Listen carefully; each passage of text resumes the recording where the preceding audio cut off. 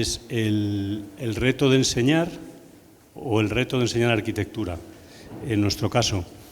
Este encuentro, que es un encuentro emocionante, emocionante, emotivo, porque muchos de los que estáis aquí y de los que estáis allá, sois muy amigos, sois casi de nuestra generación, somos de la misma, ¿cómo se llama? La misma quinta, una promoción, exacto.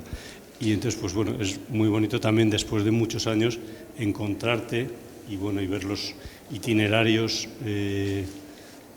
personales, los vitales y profesionales. No me enrollo más para que habléis vosotros.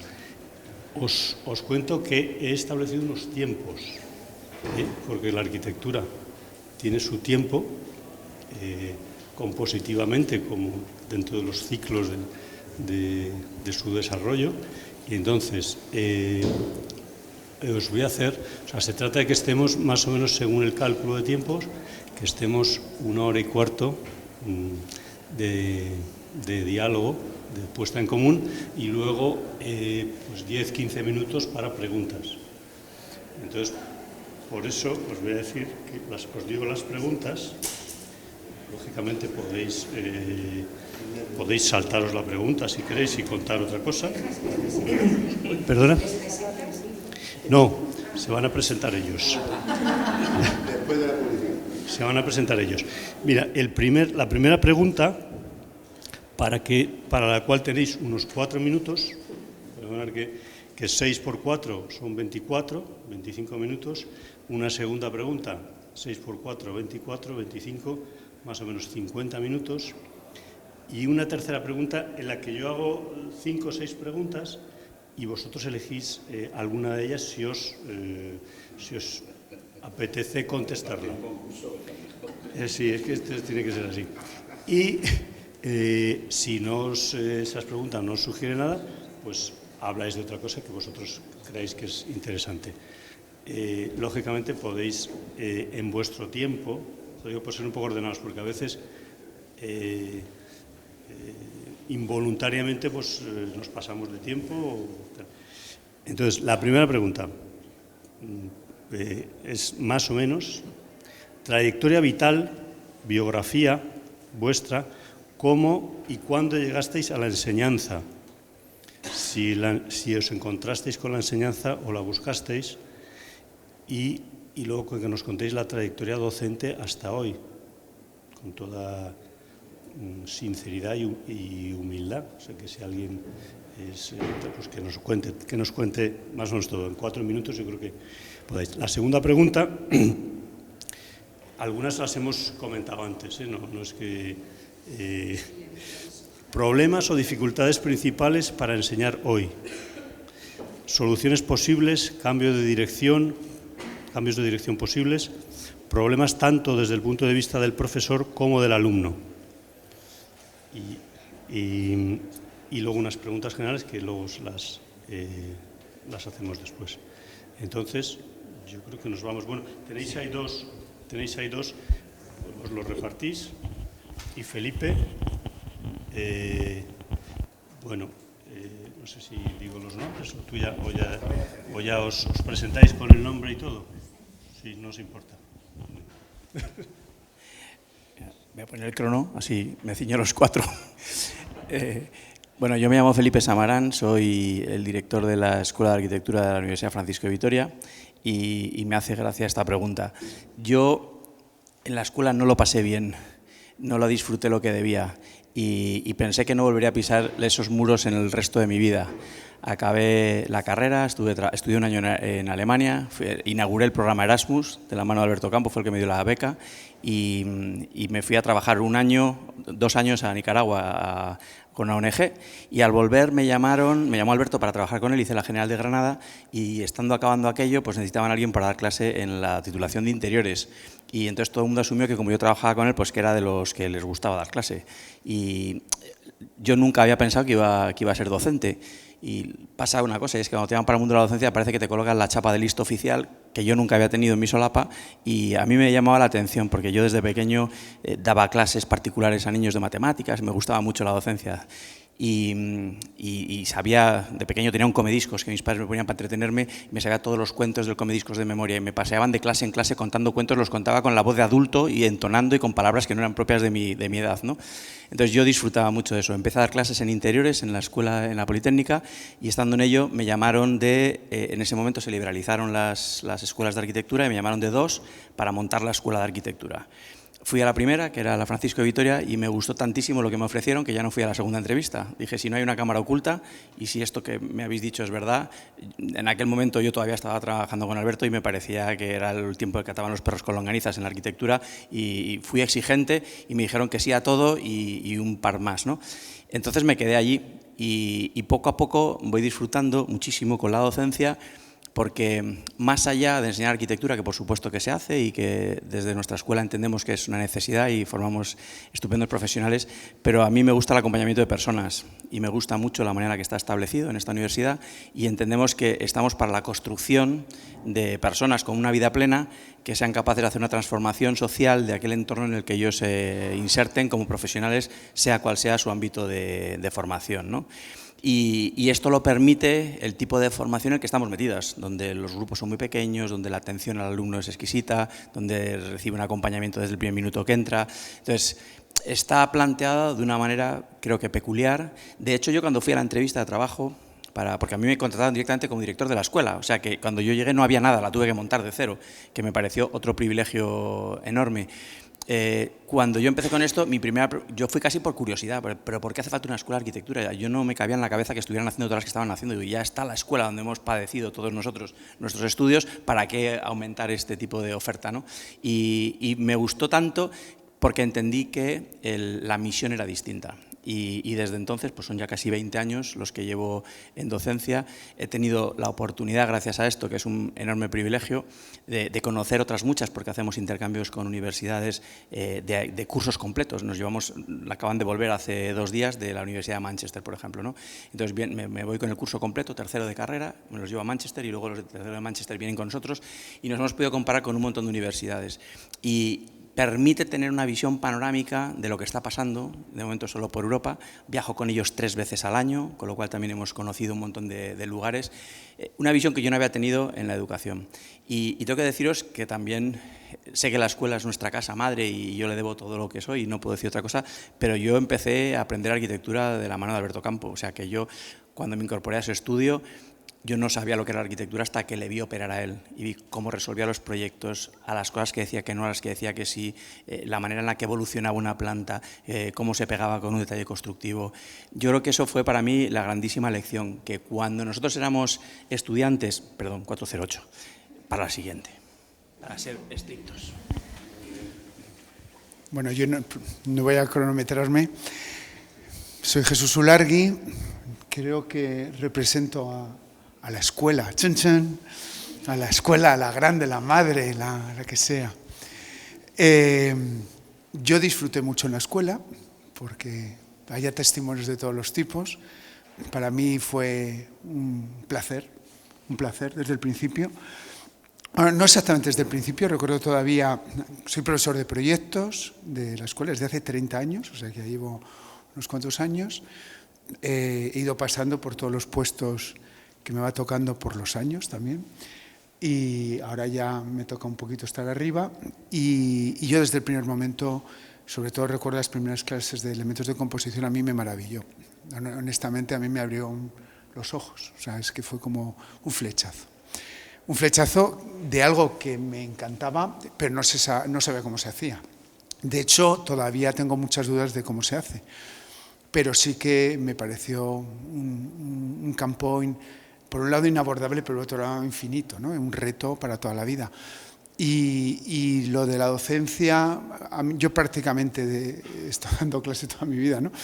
Porque ya sin haber acabado la carrera, pues algún profesor me dejaba ponerme de ayudante, ¿no? Esta cosa que hacíamos que por supuesto ni estábamos reconocidos ni estábamos pagados y nos sentíamos los seres más privilegiados del mundo, ¿no? Por estar ahí simplemente ayudando a dar clase. Así estuve varios años y después yo me acuerdo que cuando entré como profesor asociado, que tenía 28 años, la verdad es que no me lo podía creer. O sea, cuando me dijeron que me habían admitido, después de una entrevista espantosa con Manuel de las Casas, con Aroca, con Vázquez de Castro, que me pusieron a parir, pero después casualmente me cogieron. Eran unas entrevistas bastante duras entonces. Bueno, yo es que no veía mayor honor, honestamente, mayor honor que ser profesor de la escuela. No se me ocurría nada más bonito. De hecho, invité a todos mis amigos a cenar, como si, no sé, me hubiese tocado un premio o una cosa así, ¿no? Y creo que el proceso ha ido modificando. Después hablaremos de cómo está la educación hoy en día en las escuelas. Pero yo solamente quisiera acabar diciendo que creo que las escuelas de arquitectura, frente a lo que a lo mejor podría ser como el mensaje catastrofista, ¿no? Yo creo que están mejor que nunca. Creo que hay mucha fuerza, que hay mucha energía, por lo menos en lo que me toca a mí, pero estoy seguro que en todas, no creo que seamos los más listos. Y que creo que hay tiempos nuevos, pero que sí que hay mucho que ofrecer y mucho que aprender de estas nuevas generaciones. Bueno, buenas tardes. Gracias, Benjamín, por la oportunidad de compartir aquí, o experiencias o reflexiones simplemente. Yo soy María José de Blas, del estudio Picado de Blas, porque los que me conocen siempre me ven al lado de Rubén Picado, porque nos conocimos en la escuela el primer día y hasta ahora, y compartimos trabajo y docencia, porque damos clase juntos también. Yo a la pregunta de cómo llegué a la docencia, pues os voy a decir que andando, caminando, con una inmensa carpeta DIN A0 llena de mis trabajos. Y lo recuerdo con mucho cariño porque yo cursé en la ETSAM y además tuve la suerte, yo creo, coger una época maravillosa, y entonces fui alumno de Juan Navarro Valdever, con Maite Muñoz, de Alberto Campo Baeza, de Manuel de las Casas y de Juan Daniel Fullaondo. Es decir, tuve la suerte de vivir, ¿no?, de todas esas maneras de ver y entender la profesión, la arquitectura y la docencia, ¿no? Y yo siempre había tenido como esa inquietud que yo creo que se lleva. Entonces yo terminé y fui a secretaría y dije, mire, es que yo quiero dar clase, he sacado muy buenas notas y a mí me gustaría. Y entonces me miró en secretaría y me dijeron, pero bueno, ¿tú vienes de la mano de alguien? Y yo dije, pues no, yo me llevo fenomenal con todos los catedráticos que me han dado y tengo hasta amistad, pero yo no voy de la mano de nadie, que yo creo que siempre hemos sido muy libres. Y me dijeron, no. Entonces nada, no tienes nada que hacer. Pero en la propia secretaría me dijeron, bueno, pero hay el CEU, Arquitectura, que es una escuela, que no sé, a lo mejor vete allí. Y yo con esa inocencia dije, pues yo voy allí. Y entonces yo cogí toda mi carpeta llena de eso, cogí dibujos de análisis de formas, de dibujo arquitectónico, todas mis láminas de fin de carrera dibujadas, claro, a mano, todo eso. Y yo con mi carpeta me fui a Camino de las Moreras, que yo no sabía ni dónde estaba. Ahí llamé yo a una secretaria que había ahí, digo, nada, mira, soy María José de Blas y es que a mí me gustaría dar clase. Y entonces, claro, dijo, ya, bueno, pues no sé, está el director, Eduardo Gómez, que falleció el año pasado, dice, pues una persona increíble, pero increíble, dice, pues seguro que quiere escucharte, ya que has venido tan cargada. Pues, y ahí pasé y él me escuchó todo y esto, y yo, mira, y este dibujo, y este cal. Y me dijo, bueno, pues mira, la verdad es que no teníamos pensado, pero bueno, veremos a ver si puedes entrar de becaria. Y ahí fui yo, en el año 91, entré de becaria, yo creo que de una manera, maravillosa, porque tuve que asistir con todos los profesores de dibujo. Entonces, claro, de cada uno aprendí una manera de entender la docencia, ¿no? O sea, pasé por 8 profesores y cada uno de una manera. Bueno, sigo en el CEU. No entiendo mi profesión, la parte profesional sin la docencia. Creo que se complementan las dos. creo que lo mejor de la docencia, que siempre se dice que te mantiene vivo, que te hace estudiar, lo mejor son los alumnos. Cada vez yo percibo que esos alumnos de verdad son estupendos. Y bueno, sí hay cosas de conflicto que yo creo que luego vamos a hablar, y bueno, que me siento afortunada que llevar 33 años en la docencia. Bueno, buenas tardes. Mi nombre es Esther y agradezco a Benjamín y Diego que me hayáis invitado a estar aquí. Estuve con ellos al principio cuando apenas éramos 4 en el estudio, y me ha impresionado ver ahora todo esto, ¿no? Porque prácticamente había perdido la vista de mucha de la obra, ¿no? Bueno, mi biografía un poco personal, yo soy hija de maestros. Y bueno, me ha gustado siempre trabajar con los jóvenes, pues de monitora, en campamentos juveniles, en la realidad de los salesianos, ¿no? de los bueno, pues eso, campamentos, centros juveniles, etcétera, ¿no? O sea, acompañar la realidad del joven, sobre todo de los adolescentes. Entonces, bueno, pues empecé la carrera de arquitectura, yo no sabía muy bien si era mi vocación o no, pues de eso que... Y cuando terminé dije, yo quiero probar las dos cosas, yo quiero probar la docencia en la secundaria y el trabajo en un estudio. Y eso hice, ¿no? Por la mañana daba clase en los salesianos 2 courses de dibujo técnico, y por la tarde estaba en el estudio con Benjamín y Diego. Y así estuve 6 años, hasta que, bueno, en ese tiempo fue cuando conocí a mi marido aquí presente, nos casamos, tuvimos la primera de 6 hijos, que tuvimos en 10 años, o sea, todo muy concentrado, y entonces, bueno, pues había que decidir, ¿no? Yo dije, aquí hay que hacer un discernimiento con papel y lápiz, una hoja, pros, contras, qué es mejor para la familia, cuál es mi verdadero propósito, mi verdadera vocación, qué voy a echar más de menos y qué no. Las dos cosas me gustaban, yo estaba encantada con el trabajo también en el estudio, pero vi que la docencia realmente me llamaba, ¿no? Y hoy, bueno, de eso hace ya 32 años, 16 estuve en la concertada y después hice la oposición por dibujo, y llevo otros 16 en la oposición por Castilla-La Mancha, y estoy en un instituto público. Luego hablaremos de las dificultades. Enseñar arquitectura en un instituto es muy complicado, hay que trabajar desde la base unas cosas que luego hablaremos después, pero que son la base de luego dar otros pasos, ¿no? Algunos alumnos, cuando se enteran que soy arquitecta, me dicen, ¿y tú qué haces aquí aguantándonos? Y les digo, pues hombre, es que tú eres muy importante, y yo he elegido también una cosa muy importante, y es la construcción de la sociedad en la que tú eres piedra viva. Y ahí estamos trabajando, ¿no? En esas piedras vivas que son los adolescentes, y que tenemos que enseñarles a abrir los ojos, a vivir un poco con esa mirada esponja, ¿no? De que vayan por la vida pues dejándose empapar de lo que pasa, ¿no? Y no solamente de lo que ven en una pantalla y que no ven más allá, ¿no? Entonces, esa es mi misión.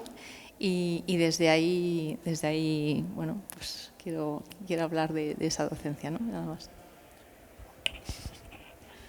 Bueno, yo soy Gabriel Carbajo, y bueno, yo también estudié en la ETSAM.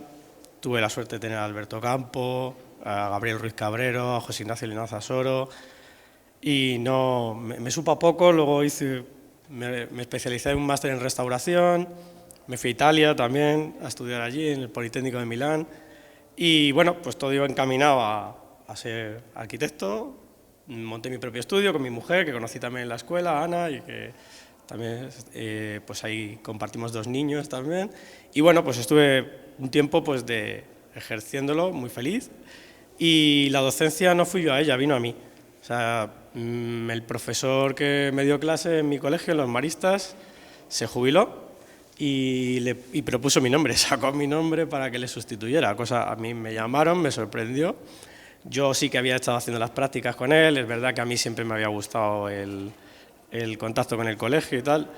Tengo ahí unos cuantos alumnos que que tengo que tener cuidado lo que digo, porque luego van a contarlo, y algún compañero también. Y bueno, pues la verdad es que yo entré como profesor de dibujo técnico, no soy profesor de arquitectura, doy clase de dibujo técnico en un instituto, pero luego surgió un proyecto muy bonito nada más entrar, que era montar un bachillerato de artes, y eso la verdad es que fue muy chulo, de cero. Y es verdad que había bachilleratos de artes en los públicos, hace 15 años no había en los concertados o privados, en la parte privada no había bachilleratos de artes. Y bueno, pues fue ir preguntando a la gente que daba clase en otros sitios, tirar muchísimo de lo que había aprendido en la escuela, en la que había tenido también una relación un poco amor-odio. Lo pasé muy bien y saqué muy buenos amigos y tal, también hubo momentos muy frustrantes, algunos difíciles. Y bueno, pues tirando un poco de imaginación y de tal, pues montar allí el bachillerato y poder empezar a dar cosas que había estudiado como arquitecto. Yo sí que se nota que soy arquitecto, todo el mundo lo sabe en el colegio, soy el arquitecto, soy como muy... Y sí que la verdad es que el poder enseñar diseño, el que puedes dar historia del diseño, dar el método de proyecto, un poco, la verdad es que era no solamente el dibujo técnico y dibujo artístico, o el fundamentos del arte, historia del arte, sino que poder, pues bueno, dar a los alumnos todo aquello que habías aprendido, todas aquellas inquietudes que yo había tenido y poderlas transmitir, pues era muy bonito. Y luego, al principio intenté alternar el estudio con la docencia en el instituto y, como decía Esther, es mucho más difícil y mucho más de lo que creemos, ¿no? Estás educando personas que con 17, 18 años, que son mis alumnos, están cambiando muchísimo, que se están empezando a hacer como son y que hay que acompañarlos, hay que estar encima, hay que responder a todo lo que necesiten, no se les puede dejar de lado y ellos valoran mucho esa coherencia, el que estés ahí y la verdad es que es un trabajo muy bonito, no me cambiaría por nada del mundo y yo, pues ahí, 15 años y otros 15 que me echen o 20 hasta que me jubile y ahí seguiré feliz.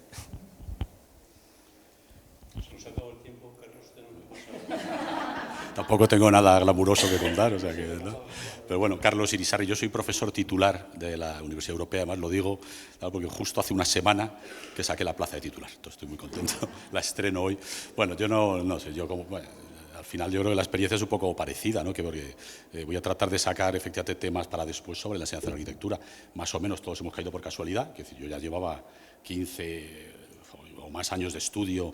Cuando me ofrecieron, yo tampoco lo busqué, dar unas clases, dar una asignatura que nadie quería dar. Además, mi única instrucción en la Universidad Europea en la que sigo, donde he hecho mi doctorado y todo, mi única instrucción era consigue que la gente vaya a clase porque no va nadie. Digo, coño, extraña misión. Bien, la asignatura, los que son arquitectos ahora lo entenderán, era arquitectura legal, que digo, pues efectivamente, la persona adecuada, porque también me precio, ahora ya no, pero entonces yo tenía el estudio, no tengo ninguna duda, con la peor clientela de Madrid. Es decir, yo tenía gente que la habían echado de otros estudios, no la querían, gente peligrosa, avatares, que yo me dedicaba más a la arquitectura ilegal que a la legal. Tengo ejemplos, bueno, algunos cercanos, de edificios que siguen. Bueno, pues curiosamente se ha convertido efectivamente, años después, llevo ya casi 20 años en una vocación, ¿no? Todo lo que hago al final tiene que ver, me dedico mucho, como los que me conocéis sabéis, a temas editoriales, traigo libros de fuera, he fundado una editorial, etcétera, y al final todo eso es una labor de proveer de bibliografía que no existe a alumnos. Ahora estamos preparando una guía de Madrid ejemplar, simplemente porque yo creo que los ejemplos que ven los alumnos en las revistas no son los más adecuados, que si hay cosas que no se publican. Es decir, que al final, de algún modo, la docencia impregna a todo, ¿no? Yo también, bueno, una actividad fabulosa. Una cosa curiosa o especial, también las metodologías que usamos. Estamos muy acostumbrados a nuestras escuelas, todos más o menos hacemos lo mismo. En la Universidad Europea, que es un campus muy grande, los grados han descubierto cómo se enseña en la Escuela de Arquitectura y están copiándonos, ¿no? De pronto les parece fabuloso que haya asignaturas de proyecto. Digo, llevamos toda la vida haciéndolo, ¿no? Otra cosa curiosa, ¿no? Casi todos somos tiempo parcial. Es decir, algo que en ninguna otra escuela en Derecho, allí son profesores profesionales que están allí toda la vida, yo qué sé.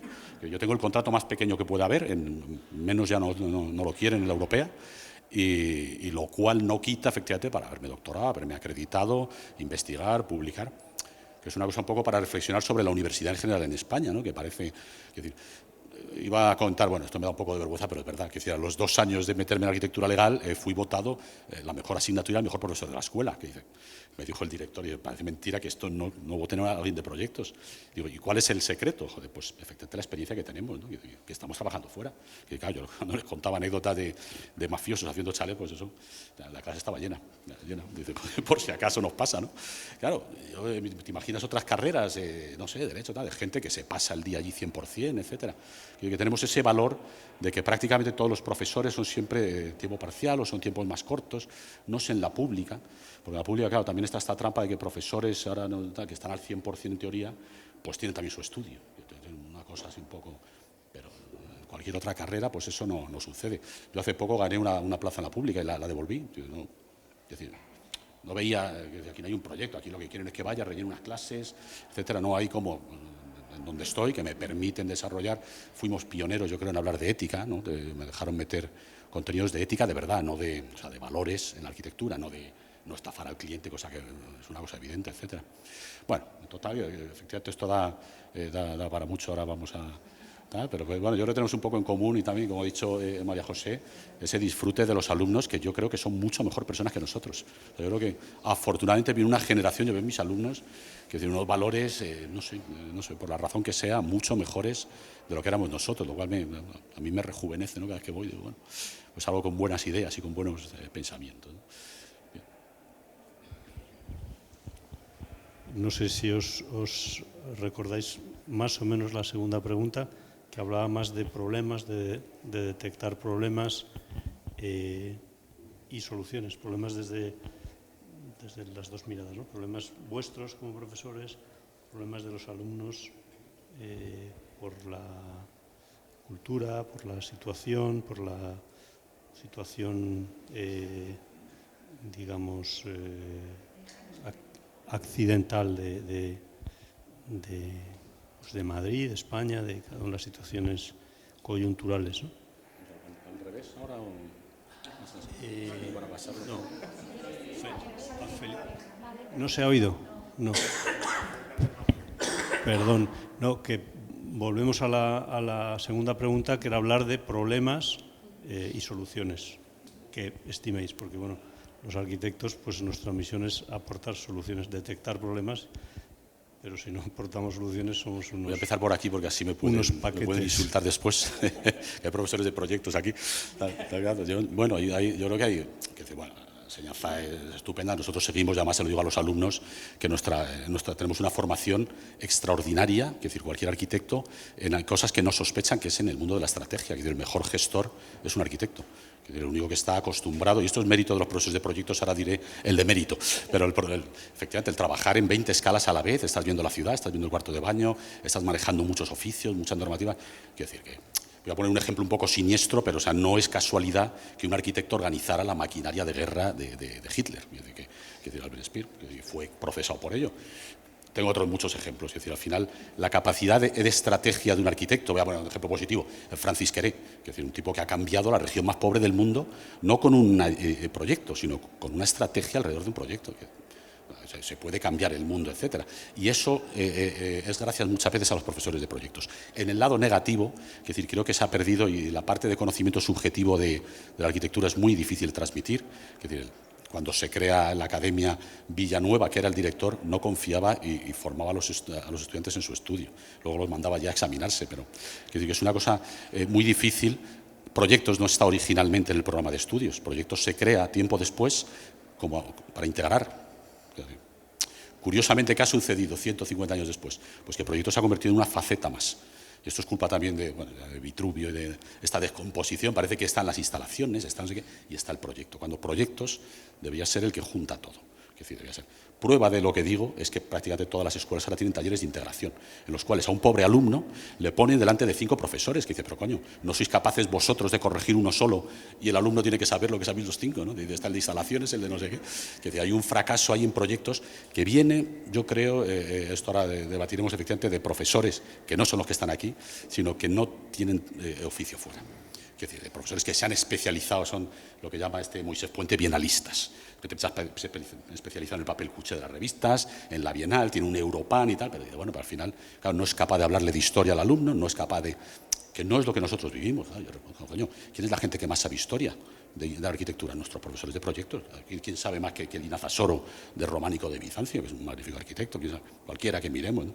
Y eso ahora pasa menos, es decir, con honrosas excepciones, que además lo sé por alumnos suyos, pues yo soy muy cotilla, pero también sé de alumnos, no voy a decir, efectivamente, gente especializada en proyectos, si es que uno se puede especializar en eso, ¿no? Y ese quizás es el mayor riesgo que hay ahora, que tiene que ver con eso de que el que esté allí dando clase, joder, esté construyendo y tenga la experiencia de proyectar una cosa, verla si se ha equivocado cuando está construida, se ha equivocado de escala o no, si ha funcionado su detalle constructivo, etcétera. Los profesores que tuvimos nosotros, ¿no? Que tenían todos mucha vida fuera.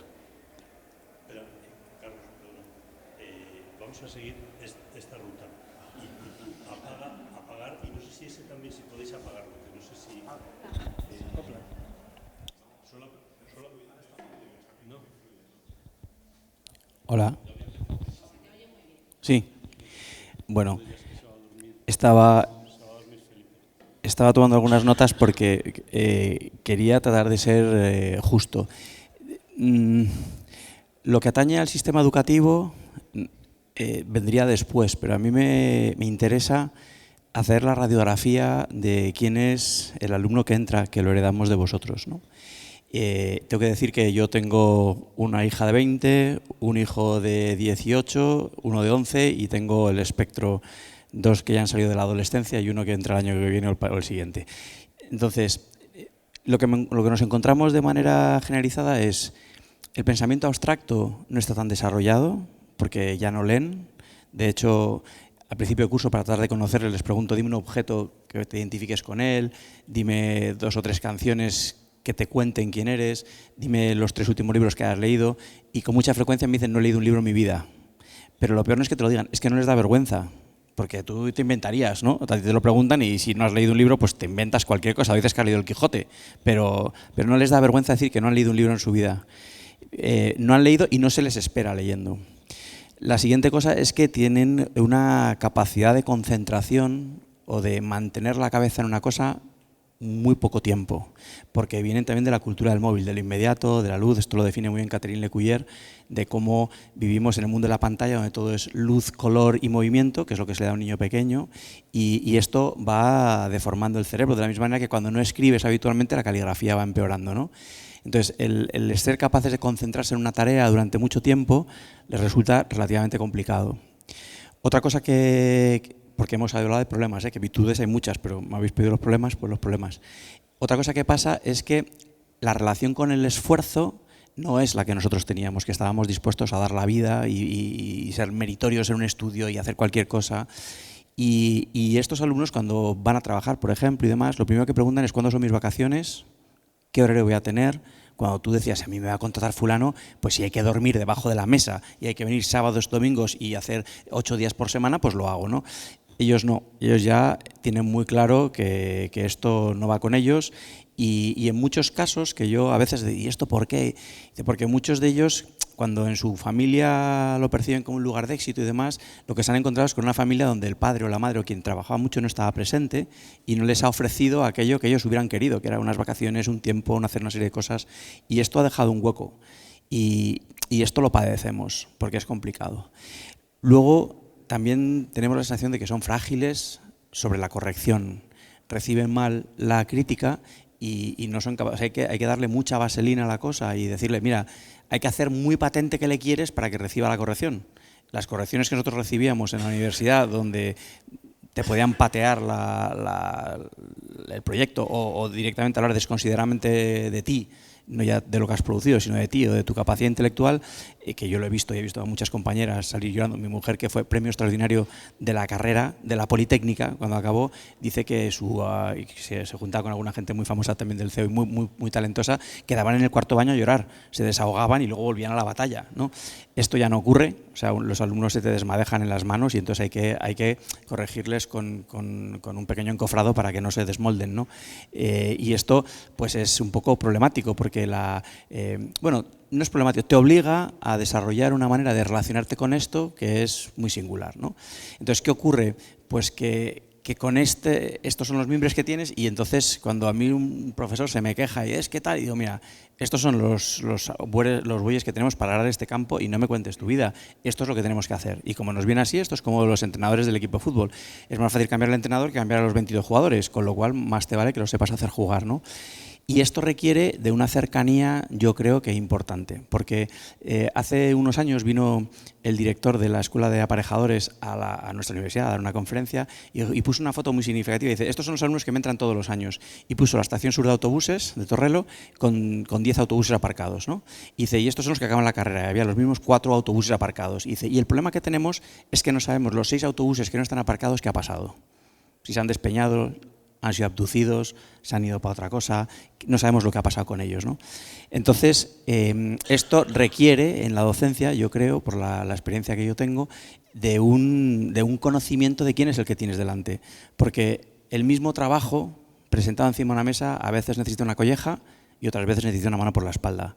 Y hay veces que una colleja es muy necesaria y hay otras veces que la mano por la espalda hace que ese alumno florezca. Y saber distinguir uno y otro es complicado. Por eso yo sufro enormemente cada vez que me toca corregir, porque tengo la sensación de, como ocurre con los fallos de los concursos, que seguramente estoy fallando y a lo mejor no estoy dando la colleja al que se la merece o la mano en la espalda al que la necesitaba. Y ese es el desafío que nos toca hoy en la docencia. Caray. Nuestra generación no era tan buena y nuestra escuela era una porquería. Yo creo que se nos olvida. O sea, tenemos es una reacción básica, ¿no?, de nuestra mente, ¿no?, que es olvidar las cosas que eran malas, ¿no?, y recordar solamente las cosas buenas. Es la única manera de sobrevivir, ¿no? Realmente la escuela que yo conocí era una escuela del fracaso, con unos profesores que no venían, con una asistencia irregular al aula, masificada. Yo en mi curso recuerdo que entramos 1000, porque no había número clausus. Yo entré en el año 82, entramos 1000. Después yo creo que ya en el tuyo no. Pero en el mío 1000. Y claro, el primer año acabamos 300. O sea que había una especie como... Esa es la escuela que yo conocí, una escuela donde, no sé, me acuerdo que el examen de geometría descriptiva, primero yo esto se lo cuento mucho a mis alumnos, ¿no? Que yo hice el examen y me encontré un amigo del colegio mayor y me preguntó, ¿qué tal te ha sido el examen? Le digo, bueno, bien. Me dijo, un 1. Digo, hombre, como no, joder, no va a ser un 1, no, para probarlo seguro. Dice, un 1. Me pusieron un 1. Te quiero decir que era una escuela muy basada en esta cosa como de, bueno, algunos aguantaréis esto y el resto os iréis a otra cosa, ¿no? Creo que eso ha desaparecido. O sea que creo que esto es una escuela que no pierde autobuses. La escuela politécnica, la escuela de arquitectura no pierde autobuses, pierde pocos autobuses ya. Creo que es lo razonable, también porque no se nos olvida que lo nuestro es una cosa pública y que la gente que está ahí, en el fondo, está subvencionada por el Estado. O sea que tenemos un deber de intentar que consigan los objetivos, que es para lo que estamos los profesores. Bueno, y que son diferentes.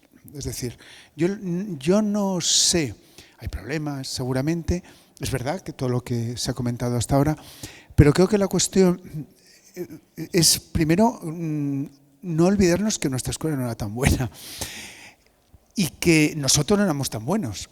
Yo creo que nos ponemos así como de una gente súper vocacional, que dormimos encima de la mesa, es verdad, que tenemos esa capacidad de sacrificio, es verdad.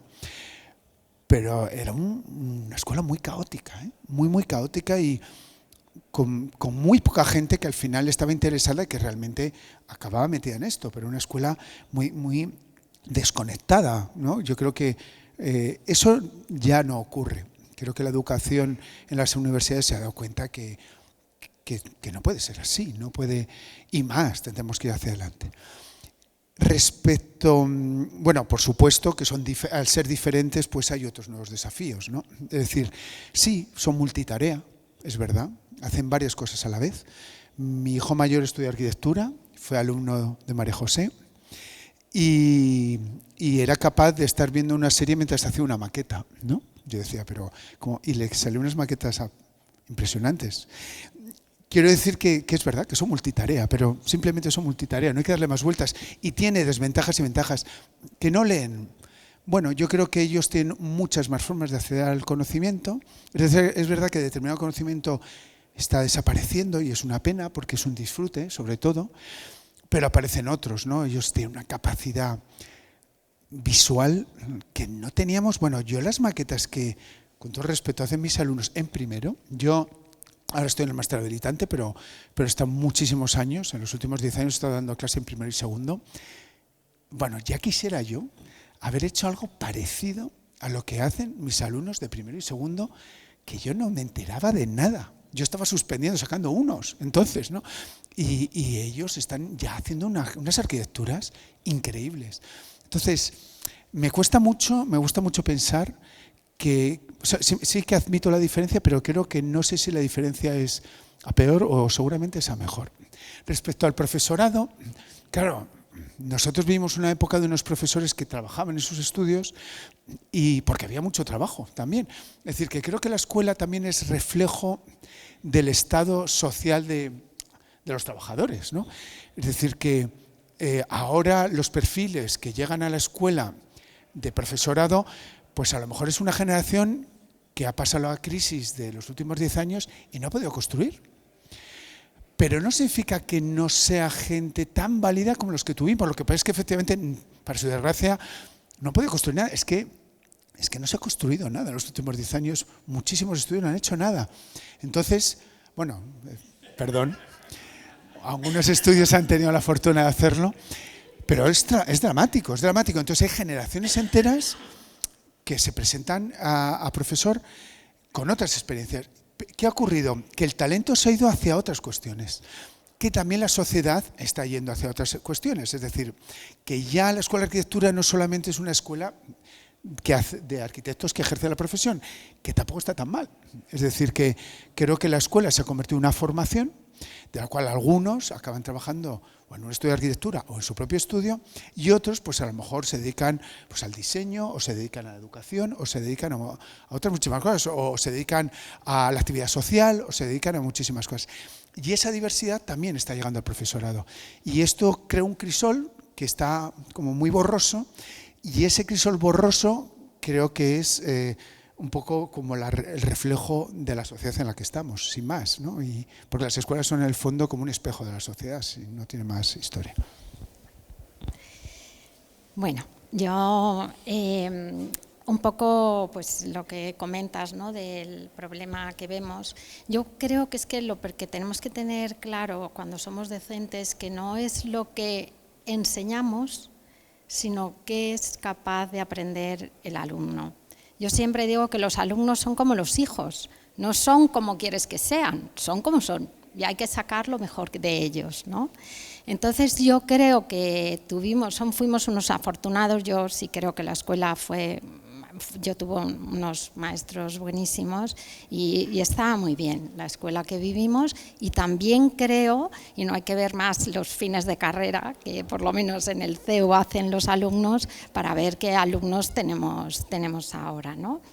Entonces yo creo que el grave problema que yo veo ahora es todas estas agencias que acreditan, la NECA y todos estos, que lo que priman es como al profesor y se olvidan del alumno. Es decir, el profesor se va a convertir en un autista que yo creo que va a terminar por no gustarle los alumnos. O sea, porque como priman solo, es que has investigado. Para investigar tengo que quitarme tiempo de la docencia, tengo que hacer un artículo de no sé qué, no sé cuánto. Es tiempo que estás dejando de trabajar con los alumnos. Yo, además lo puedo decir, tengo 3 sexenios, ¿no?, de investigación, pero yo creo que por lo que me lo han dado no es por lo que realmente le interesa al alumno. Es decir, ¿por qué tendrían que darte algo de sexenio, de promocionarte? Es porque ¿qué han aprendido tus alumnos? ¿Dónde te los has llevado? ¿Cómo has realizado con ellos unas exposiciones alucinantes? ¿Qué proyecto de investigación haces con ellos? O sea, no contigo mismo. Oye, yo soy maravilloso y te voy a dar una clase fenomenal, pero si no lo recibe el alumno, ¿para qué vale? O sea, yo de verdad que creo que es por este sistema de acreditación y que dan puntos a los profesores que creo que es completamente equívoco, en mi opinión. O sea, creo que se tiene que premiar lo que aprende el alumno. Yo siempre digo que, o sea, me encantaría que ahora hubiera algún alumno que nos juzgara. Yo creo que eso es más importante, ¿no? que simplemente esos temas, ¿no? Y bueno. Bueno, pues a mí me ha gustado mucho lo que has dicho, Felipe, y estoy súper de acuerdo contigo. Y es que, claro, tenemos que partir de la realidad, ¿no? Los chicos con los que trabajamos, evidentemente, no son la misma realidad nuestros alumnos de secundaria de 13 años que los vuestros en la universidad.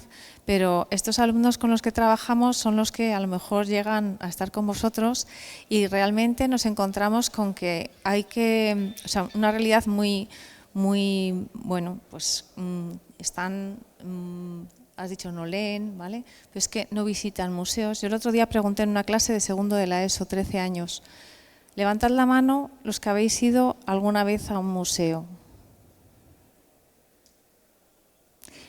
Por favor, levantad la mano, ¿cuántos habéis entrado en una catedral gótica? Ninguno. Me dice una, yo he estado en una catedral gótica, pero desde fuera, de Palma de Mallorca. ¿Y no habéis entrado en ninguna catedral? No. Y me dice uno, ¿y qué es una catedral gótica? O sea, para que veamos qué realidad tenemos, ¿eh? ¿Qué es una realidad gótica? Y entonces en la pantalla esa interactiva que nos ha puesto Castilla-La Mancha en todas las aulas, maravillosa, le doy ahí, YouTube, no sé qué, tal. Catedrales góticas de España, imágenes. Estas son las catedrales góticas, chicos, lo tenéis en vuestras tablets y en vuestros móviles. O sea, tan fácil, ¿no? Ah, sí, pero profe, ¿eso es una iglesia?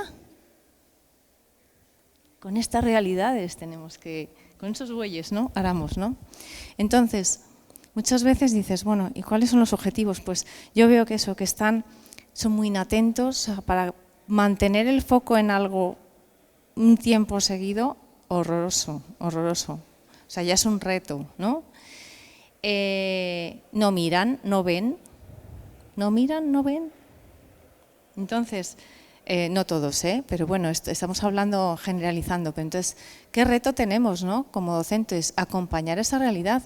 Entonces, acompañar esa realidad, hacerles, pues eso, que vayan con esa mirada esponja, ¿no? De que no pasen por delante de las cosas y no las vean, ¿no? Que tengan esa atención y descubran, ¿no? A los que tienen, además de hormonas, neuronas, ¿no? Que pueden pensar, enseñarles a pensar, ¿no? En dibujo técnico, no aprenderse cosas de memoria, sino enseñar un método científico, el porqué de las cosas, descubrir las proporciones, la belleza, ¿no? El aprender a mirar y ver la belleza en una flor, en la geometría de todo lo que está, de cómo crece una planta, de cómo, ¿no? Todo eso que luego se lleva a la arquitectura, ¿no? Pero primero lo tienes que ver y tienes que contemplar, entonces enseñarles a contemplar y para eso se tienen que parar. Y a lo mejor tienes que hacer un día un ejercicio, como hoy he estado con ellos en la tutoría, de relajación, enseñarles a respirar para ver si se dan cuenta de que tienen mucho ruido y que tienen que pararse, ¿no? Entonces, ese acompañamiento pues es muy básico, pero es que si no arrancamos de ahí, pues no llegamos a otros sitios, ¿no? Y bueno, pues no mucho más, porque en ese acompañamiento estamos, ¿no? Porque poco a poco. Entonces, cuando les sacas de la pantalla, ¿no? Del móvil, de tal, que en el fondo les hace estar insatisfechos. Entonces, cuando les pones a trabajar con sus manos, haciendo pues tareas plásticas, ¿no? Jugando con distintas técnicas, tal, y descubren que son capaces de hacer algo y que lo expones en los pasillos y dicen, eso es mío, y se descubren algo nuevo que no son capaces, o sea, pensaban que no eran capaces de hacerlo y bueno, la verdad es que están satisfechos luego de ver esas cosas y que las cuelgas en un blog y eso es mío, es mi obra, tal, ¿no? Que jueguen, que hagan cosas con sus manos, ¿no? Sacarles de ahí, de esa realidad tan virtual y que descubran que además en esa realidad que no es virtual, se relacionan con los demás de tú a tú y que crean equipo y que se ven las caras y y bueno, ese ambiente, ¿no? Que muchas veces ahora mismo pues se ha llegado a ese individualismo y ese, ¿no? Yo mime conmigo, con mi pantallita y si puedo con la puerta cerrada, ciérrame la puerta, ¿no? Es la experiencia del chico de 12, 13 años que tanto conocemos, ¿no? Pues eso, sacarles de ahí, ¿no? Sacarles de ahí y hacerles ver que hay más cosas, ¿no? Que abran la mente y nada más. Madre mía, me lo dejas muy difícil este. No, a ver, yo primero voy a romper una lanza en favor de los alumnos, que no son tan malos, no, es verdad que son distintos y leer no leen depende. O sea, hay algunos que leen mucho, ¿eh? Hay algunos que me recomiendan libros, algunos por aquí presentes. Entonces, que no es una cuestión de que no lean, son distintos. Es verdad que los tiempos de atención son muy pequeños, no vamos a descubrir nada, pero el alumnado que te llega es el que te llega. A mí cuando me llegan tampoco tienen mucho arreglo. O sea, 16, 17, 18 años son como son. No puedes hacer milagros. Tampoco hace falta. Es simplemente atenderlo a lo que hay. En esa diversidad y no podemos...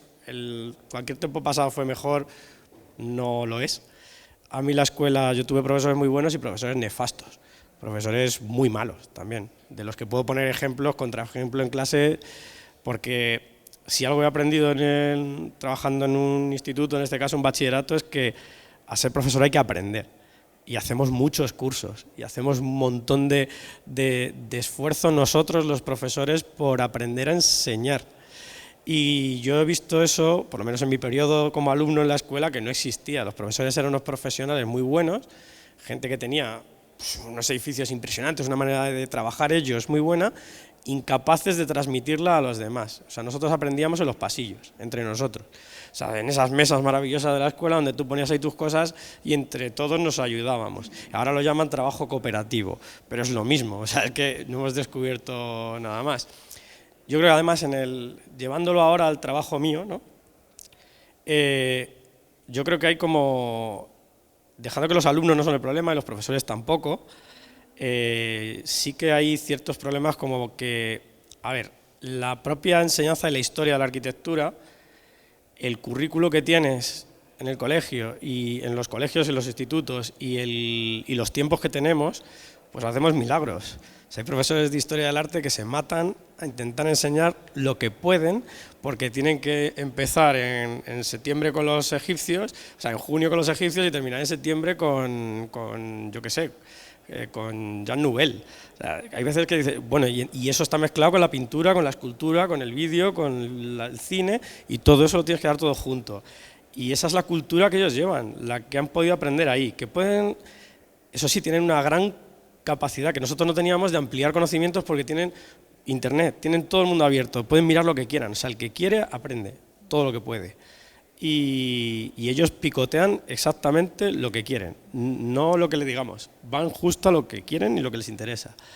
Eso hace alumnos muy distintos. Hay uno que le canta una cosa y se ha mirado y es un experto en eso, y otro que le gusta otra y están en la misma clase.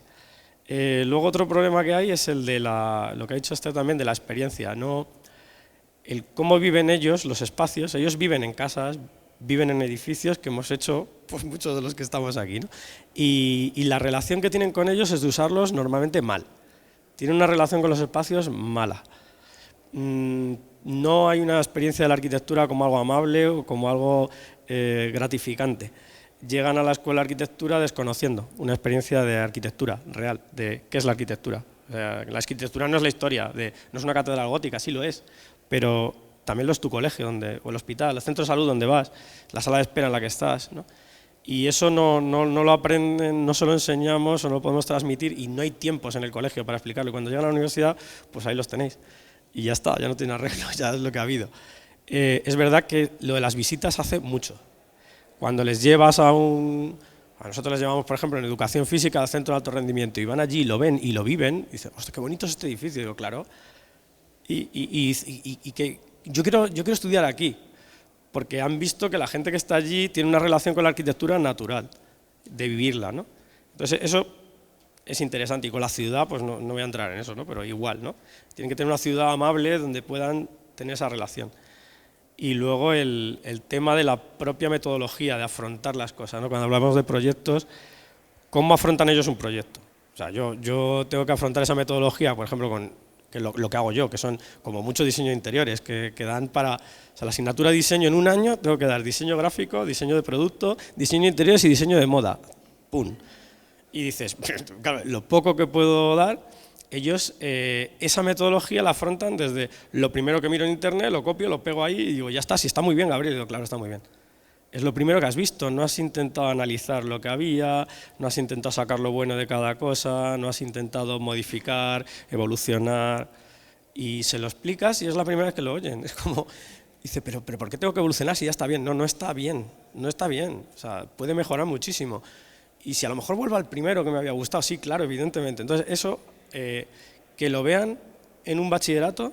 Yo tengo la suerte de poder dar eso, porque tengo esa asignatura, porque el currículo de... Este año me han quitado diseño para los de ciencias, que son los que vais a tener luego vosotros, y ha sido un trauma, porque hasta hace nada, 10 años, 10 generaciones de alumnos, siendo de ciencias tecnológico, podían dar diseño.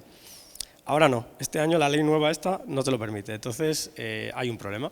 Yo creo que algo muy bonito que teníamos, que podíamos transmitir, pues no, se ha perdido. Y la última reflexión, y ya me callo que he hablado un montón, es sobre el propio currículo. El año pasado estuve de viaje con un curso que hice en Finlandia, viendo allí el sistema educativo finlandés, y hay una asignatura que es arquitectura. Y ellos aprenden desde pequeñitos, tienen una asignatura en primaria, otra en secundaria y otra en los bachilleratos, y no aprenden historia de la arquitectura, aprenden arquitectura. Aprenden ellos a diseñar espacios, ellos a hacer cosas. Y ese alumno, cuando llega a la universidad, sea arquitecto o no, tiene una relación con los edificios totalmente distinta de la que tiene un alumno español. Y eso lo podríamos incorporar si tenemos un sistema educativo que lo aguantaría, pero no lo hay. Y damos énfasis en otras cosas, no es por meterme con compañeros, pero la lengua y las matemáticas parece ser, vemos los periódicos, que es lo único importante en la vida, y otras cosas, pues como que son cosas de segunda. Y todos ellos van a vivir en edificios, todos ellos van a vivir en ciudades y nadie les ha enseñado nada a muchos de ellos de cómo se ha proyectado eso, cómo puedes tú interactuar ahí, cómo puedes cambiar algo. Cuando decoran sus casas van al IKEA y cogen muebles a voleo e intentan ver revistas de decoración. Eso es el contacto que tienen nuestros alumnos que no estudian arquitectura con la arquitectura, pues como un poco improvisando, ¿no? Yo en este turno ya he hablado, pero puedo hablar más. No, yo creo que estamos derivando ya más a esto que querías hablar, ¿no? de educación en el colegio ¿no? anterior a la escuela. Sí, voy a hacer un inciso, María José, gracias. Es que yo soy el hombre de las opiniones impopulares. Entonces, joder, acaba todo el mundo odiándome, por ejemplo, el tema de la investigación y la docencia. O sea, no sé a quién se le ocurriría, pero ya no tiene por qué. Ortega y Gasset decía que era un disparate. Coño, el laboratorio es para investigar. Y efectivamente, y afortunadamente no llevamos nuestras investigaciones a clase porque es conocimiento no probado, son cosas que vete tú a saber, va a estar aquí engañando al alumno, pero vamos, las estancias. Yo me acredité con un recurso, recurrí y lo gané, dije, ¿qué estancia? Me tengo que ir 3 meses ¿a dónde? ¿A Chile a medir un edificio? ¿Qué hago allí 3 meses? Yo dije, oye, en mi tesis me leí 500 y pico tratados antiguos de arquitectura sin moverme de casa. Yo escribí a Melbourne, oye, escanéame el sagredo este que tenía y te lo mandaban. Que son cosas pensadas para biólogos. Pero bueno, esto es un aburrimiento, si queréis. Vamos a este más nivel educativo, efectivamente, bueno, claro, ¿no? Pero es que el mundo escandinavo y el mundo tal es muy distinto. Hay una educación de arquitectura, no es que vaya a barrer para mi profesión, pero coño, igual que un niño sabe poner un termómetro, pues un niño sabe medir un plano. Que a mí es que alguna vez me llama un cliente para ver si le cabe no sé qué, digo, es que no te puedo cobrar por esto, joder, coge la escalita, ponla encima, que es una cosa tal. Es decir, en Escandinavia, museos de la arquitectura, el equivalente a nuestra casa de la arquitectura, que es una bienal más, no un sitio para hacerse fotos. Claro, tú vas en Oslo, hay un museo de arquitectura, que ves a niños allí que están ensayando con materiales, que están jugando. A nadie se le ocurre en Escandinavia cerrar una terraza. Es decir, todo el mundo sabe por cultura general, sabe, si cierro la terraza ya tengo en mi casa un problema térmico, tengo un problema acústico y seguramente de suciedad también, porque me he quitado el filtro, me he quitado el sitio de poner plantas, me he quitado el voladizo que rompía la onda sonora. Y aquí, bueno, aquí incluso se fomenta, ¿no? No digo los grafitis. Es decir, que aquí estamos, el ayuntamiento todos los años se gasta no sé cuántos millones, y de coño, si estás haciendo concursos de grafitis, el ayuntamiento patrocina concursos de grafitis. Le ha puesto una calle a ¿cómo se llamaba? Muelle. Digo, claro, o sea, es un tema de incultura que viene desde el colegio. Que efectivamente vosotros estáis en el instituto, lo notaréis más, que no tenéis dónde educar. Hace años estuve en Chicago, yo siempre voy, cuando estoy deformado, me voy a los clubs de arquitectos y tal, me fui al centro el equivalente al colegio de allí, y me compré, que me costó un dinero además, el curso de prácticas de arquitectura que hacen los chavales de 16 años. Que tienen una actividad, no es una asignatura, o sea, cada semana tienen una actividad extracurricular, no sé cómo les puntuará, pues esta semana hace un itinerario de aquí a tu casa, los materiales que vas viendo, por qué cada uno no sé qué, no sé cuánto. Chavales de 15, 16 años. Otro, coge y dibuja un plano de tu casa a escala, y cuando tengas que comprar un sofá no tendrás que llamar a un arquitecto para que te coja la escalita. Que hay una incultura ya práctica sobre la arquitectura. No hablo ya de la cultura posterior, ya decir de apreciar un edificio. Esto de Rasmussen, ¿no? Seguimos 50 años después asombrados como Rasmussen. Digo, coño, la gente hace colas por meterse en el auditorio, por aprender de música clásica, por pintura, tal. ¿Por qué no hemos conseguido, o no hemos oído a nadie que les interese la arquitectura también? Que vean y dicen, bueno, pues este edificio tiene mucho interés, aunque sea moderno. O tal, que bueno, pero bueno, esto ya son muchas. Que también en la protección de la arquitectura también hay un tema absurdo de economía, etcétera. Que si cualquiera de nosotros hubiera heredado la casa Guzmán o la Pagoda, lo hubiera tirado también. Es decir, que es así, porque cuando dices, coño, es que entre lo que hay y lo que puede haber hay una gran diferencia. Bueno, ocupémonos de que no pueda haber otra cosa, o ocupémonos, ¿no? Pero bueno, eso es otra historia, ¿no? Pero bueno, que ese nivel educativo efectivamente del colegio, a mí me parece capital, pero ya no hablo de docencia de arquitectura, pues haremos lo que podamos. Por cierto, muy cierto, tu ejercicio de humildad, yo lo pienso también, que dices, claro, nosotros estábamos 400 en la escuela. ¿Cuántos leíamos en la escuela? Los que estamos aquí. Por eso estamos dando clase. Es decir, nuestra promoción, es decir, hay descerebrados, y siguen sin haberse leído ningún libro y están ejerciendo. Es decir, que es así. Vamos a ser honestos, cuando dices, es que los chavales de ahora no leen. Tampoco leíamos, hablo en plural, yo sí, porque yo estoy deformado, pero por eso somos profesores, ¿no? Pero hay que hacer ese ejercicio de humildad, incluso con el tema de la exigencia también. Es decir, es parte, culpa nuestra. Es decir, estamos en este mundo en el que no se exige nada, el que no sé qué. Otras mis opiniones impopulares, yo defiendo la precarización, la defiendo. ¿Por qué? Porque yo me he pagado la carrera precarizada. Es decir, hoy no podría, porque si yo voy a un estudio de arquitectura que me malpaguen, me pagaban mal, pero lo suficiente para la matrícula y para mi interrail para ir a ver arquitectura. Hoy ya no podría, porque no, es que la seguridad social, es que no sé qué, es que no sé cuánto. Digo, bueno, pues déjalo, ya no hay manera de que me contrate nadie, ¿no? Defiendo efectivamente ese sistema de becarios, ese como se llame, ¿no? Donde aprendes mucho más además, ¿no? Pero bueno, son muchas cosas. Esto es. Yo voy a hacer como 4 preguntas y ahora hacemos otra rondita rápida y damos posibilidad de hacer preguntas. Yo, digamos, entre otras consideraciones, una de ellas es la cuestión de si hay una interconexión suficiente, tanto desde arriba, digamos, por decirlo de una manera, y desde abajo, entre bachillerato y universidad, si ese aspecto está suficientemente tratado, si desde la universidad se trata, si desde porque parece que es importante y de hecho, bueno, el juntar aquí estos dos escalones, pues era también un poco el motivo de ver esas deficiencias o esas. Esa es una cuestión. Otra es si la legislación, la norma, a cada uno en vuestro campo os limita, digamos, es un corsé o es una ayuda. Otra que bueno, es una pregunta que tenía, si confiáis en los jóvenes o si desconfiáis, ya lo habéis dicho prácticamente todos, ¿no? Pero yo creo que me parece que sin un acto de confianza es difícil ser profesor.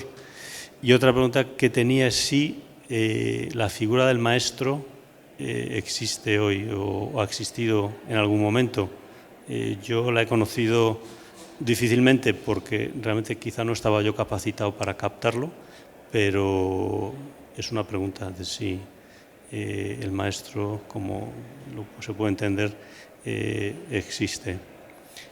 Y nada más, y hacemos, contestáis estas cosas o a otra que os parezca a vosotros de interés y luego damos un poquito de margen de preguntas, que seguro que...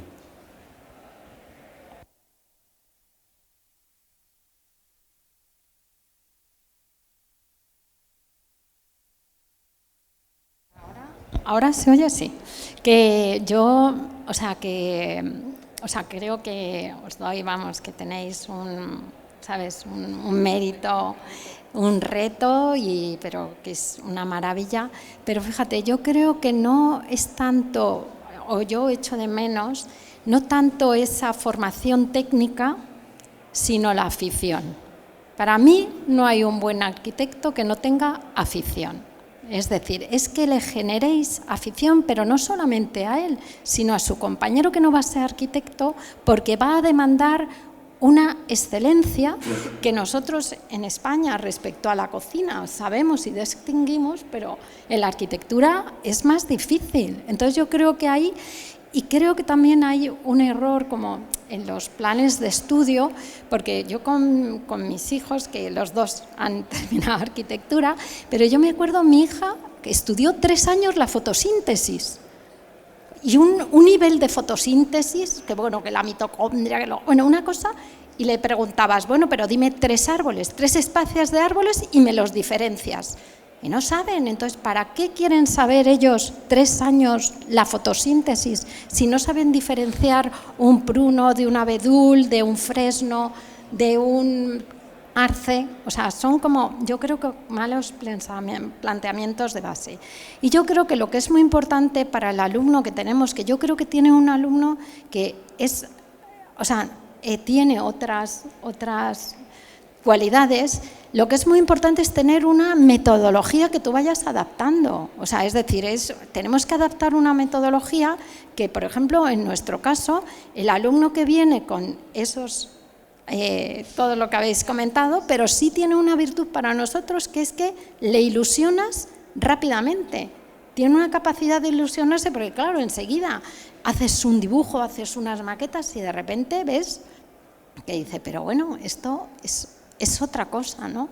Entonces yo creo que es muy importante eso, plantear esa metodología que la tenemos que adaptar al alumno que viene, ¿no? Y bueno, yo no sé, ¿hay alguna otra pregunta que se ha quedado por ahí? Pero que luego se... Sí, sería necesaria una coordinación, pues una pena, ¿no?, entre lo que podía ser bachillerato y la universidad, pues es una pena, es una pena. Nosotros hacemos en la escuela un día de puertas abiertas, pero se queda en nada, es una pena. Por ejemplo, nosotros hacemos un día de puertas abiertas de fin de curso que tendría que estar lleno de estudiantes de bachillerato para que viesen si les interesa lo que están haciendo unos chavales a partir de un año después. Pero bueno, no sé la forma de solucionarlo. Realmente nosotros estamos más en coordinarnos entre los profesores de la escuela. Como se decía antes, es muy difícil y también nos gustaría que hubiese más transversalidad entre todos los profesores, ¿no? Ahí también creo que ha habido una mala praxis, también antigua, entre las diferentes asignaturas de la propia universidad, como que cada uno quiere, bueno, también pasa también en bachillerato pasa exactamente igual, ¿no? Cada uno queriendo como coger su sitio, ¿no? Esta cosa de que el profesor de gimnasia tiene que poner un examen para que no le tomen por el pito de un sereno, ¿no? Y dices, pero ¿por qué, no? Entonces, eso desde luego sería deseable. Respecto a la libertad del docente. La libertad del docente es enorme. Yo me puedo poner dramático, ¿no? Estoy ahora en el máster habilitante y os puedo hacer la lista de cosas que no funcionan, pero realmente en el fondo, como tenemos todos muy claro, tú cierras la puerta y el profesor cierra la puerta y puede hacer dentro lo que dé la gana. O sea, la libertad que tiene el docente, y sobre todo en un sistema, por ejemplo, en el universitario, es inmensa, inmensa. Si lo que produce realmente es interesante, claro, si lo que produce es un problema, pues por eso están los directores, para ponernos límites, ¿no? Pero realmente, si lo que tú consigues es una activación, es enorme, o sea que no hay tanto límite, tenemos bastante grado de libertad. Y el profesor cierra la puerta y puede hacer prácticamente una ceremonia, ¿no?, ahí dentro. Respecto a la figura del maestro, pues yo creo que está desapareciendo. A mí me encanta, ¿no? Yo he sido formado en los maestros, pero voy a contar una anécdota. O sea, yo creo que se produce una desacralización de las figuras. Creo que es puro ejemplo de modernidad. Ahora en estos momentos donde la cultura se mueve por todos los lados y donde puede ser más importante una figura de alguien que tiene 20 años que alguien que tiene 60, ¿no? Y tiene una trayectoria, sin darle más importancia, creo que hay una desacralización. O sea, el joven desacraliza a las figuras que nosotros entendemos como maestros. Y solo por contar una anécdota, yo me fui con mis amigos, con mis alumnos y con mis amigos, nos fuimos a ver el cementerio del bosque de Asplund a Estocolmo y nos fuimos en bicicleta desde la ciudad andando por una cosa preciosa, y algunos alumnos no quisieron porque decían que era mucho dinero alquilar la bicicleta. Incluso los que no habían pagado la bicicleta, el alquiler, nos los encontramos en el cementerio y estábamos viéndolo y me dijeron, nos tenemos que ir. Digo, hombre, pero esto es emocionante. Yo estaba ahí abrazado a la cruz, no sé cómo explicaros, ¿no? Como que mis mitos estaban juntando la figura del maestro, etc. Bueno, es que Beyoncé, nos hemos dado cuenta que hace un concierto aquí, iríamos comprometedas y nos vamos ahora al concierto de Beyoncé, que seguro que les costó, pues a lo mejor 150 euros, bastante más que la bicicleta. ¿Eso es criticable? Eso es el cambio del tiempo. Es decir, yo creo que inevitablemente tendremos que conseguir en Beyoncé inspiración para que la arquitectura, porque la relación está desacralizada. O sea, Beyoncé se pone en el mismo sitio que Gunnar Asplund. Esto es así. Y esta alumna que lo hizo era buena alumna, ¿eh? Son así. Y otra cosa que ha cambiado, o sea, el paradigma, la mentalidad es... O sea, nosotros cuando estudiamos arquitectura teníamos muy claro que teníamos que terminar la carrera y teníamos, o sea, el título también te importaba, ¿no? Yo ya soy arquitecta, puedo trabajar en tal sitio, no sé qué, tal, ¿no? Esto ya no es así. O sea, ya lo de la titulitis no sirve para nada. O sea, la gente que sale de una carrera superior y que luego no encuentra trabajo o está peor pagado que un electricista, es una realidad. Y luego tiene que pagar un super máster de no sé qué, que le cuesta un dineral, que no tienen sus padres, ni ellos, ni nadie. Y bueno, esto es un drama, ¿no? Entonces, ahora los chicos quieren hacer cosas que realmente les gustan y no quieren perder el tiempo y quieren que les enseñen a emprender, ¿no? Entonces también hay que ir también por esa línea de potenciar sus talentos, ¿no? Talentos a veces muy concretos, en cosas muy concretas, a lo mejor especializados. Y nosotros tenemos una mentalidad más del Renacimiento, que no queremos esa especialización tan directa. Queremos que primero sepan un poquito de todo y ellos no entran por ahí, ¿no? Entonces, no sé, ¿qué os parece?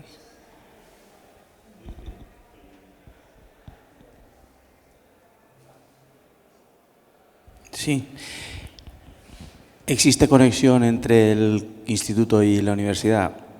Bueno, yo creo que creciente.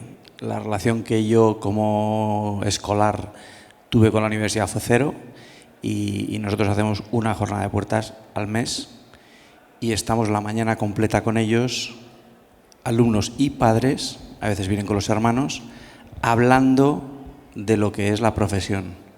Y muchos de los alumnos vienen a 2 o 3 jornadas porque lo que quieren es saber, oye, es que yo estoy dudando entre una ingeniería industrial y una arquitectura, o yo no sé si quiero Derecho o Business Analytics. Entonces hay muchos que vienen y están 2 o 3 días, o sea, 2 o 3 son los sábados, y entonces se juntan pues del orden de 1.200 personas todos los meses, ¿no?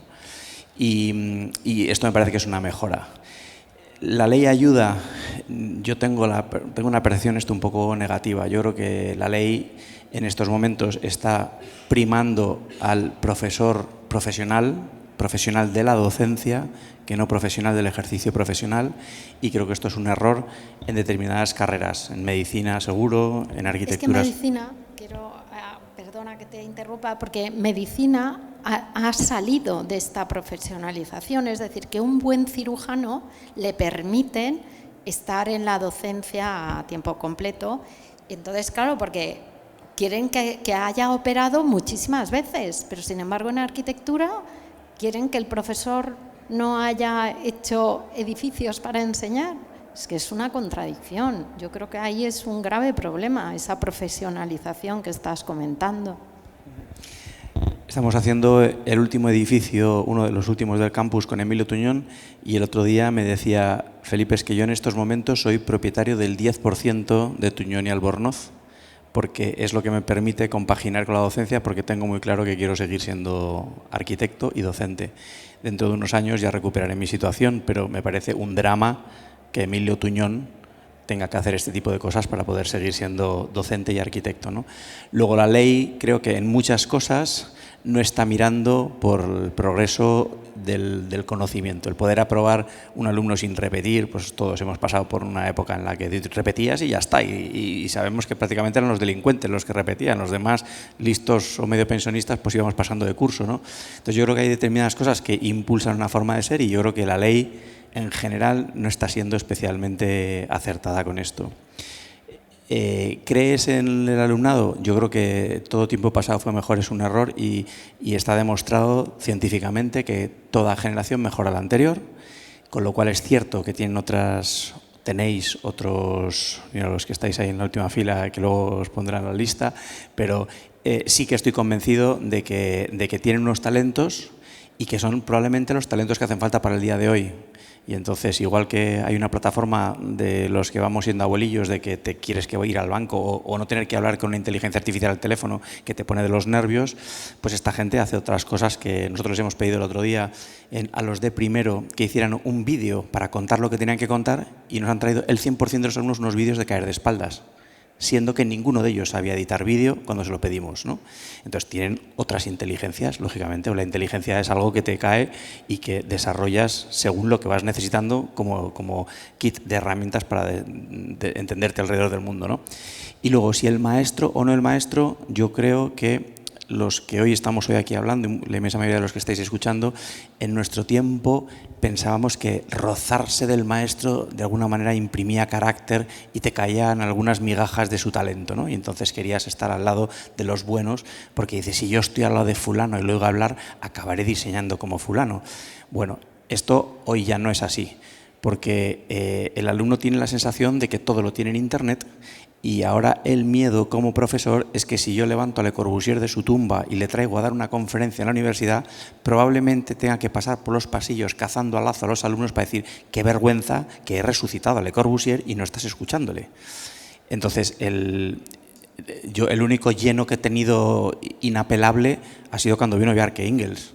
Claro, porque es que vinieron de todas las universidades, no solamente de la nuestra. Entonces era como, bueno, venía el niño malo de la arquitectura o el niño bueno y nadie se quería perder al mito porque además es un tío muy divertido, ¿no? Pero yo creo que el maestro del que te gustaba escucharle hablar y entender su forma de ver el mundo, ese Oiza del que todas veces hemos oído hablar, que era capaz de darte una clase magistral hablando de un grifo, ¿no? Pues eso creo que no existe. Y luego creo que además pasa otra cosa y es que añado dos problemas nuevos. El primero es que la cultura del Pinterest, de la imagen sin fondo, de la decisión sin un pozo que lo justifica, es muy habitual. Y esto está soportado y alentado por la imagen o por la proliferación de las imágenes en redes sociales, las páginas web, donde lo que importa es el wow del primer aspecto. Pero no muchas veces tienes la oportunidad de ir a ver el edificio in situ y darte cuenta que ese edificio era falaz en su imagen y que realmente gustar del detalle, de cómo suena la arquitectura, de cómo se toca. Cuando llevo a los alumnos de viaje le digo, mira, edificio al que vayamos tienes que ir a hacer pis en el cuarto baño, porque en el cuarto de baño te das cuenta que alguien trata y cuida con cariño y con esmero hasta la manera de lavarte las manos o de hacer un pis. Entonces, no te dejes de visitar un cuarto de baño en un edificio interesante, ¿no?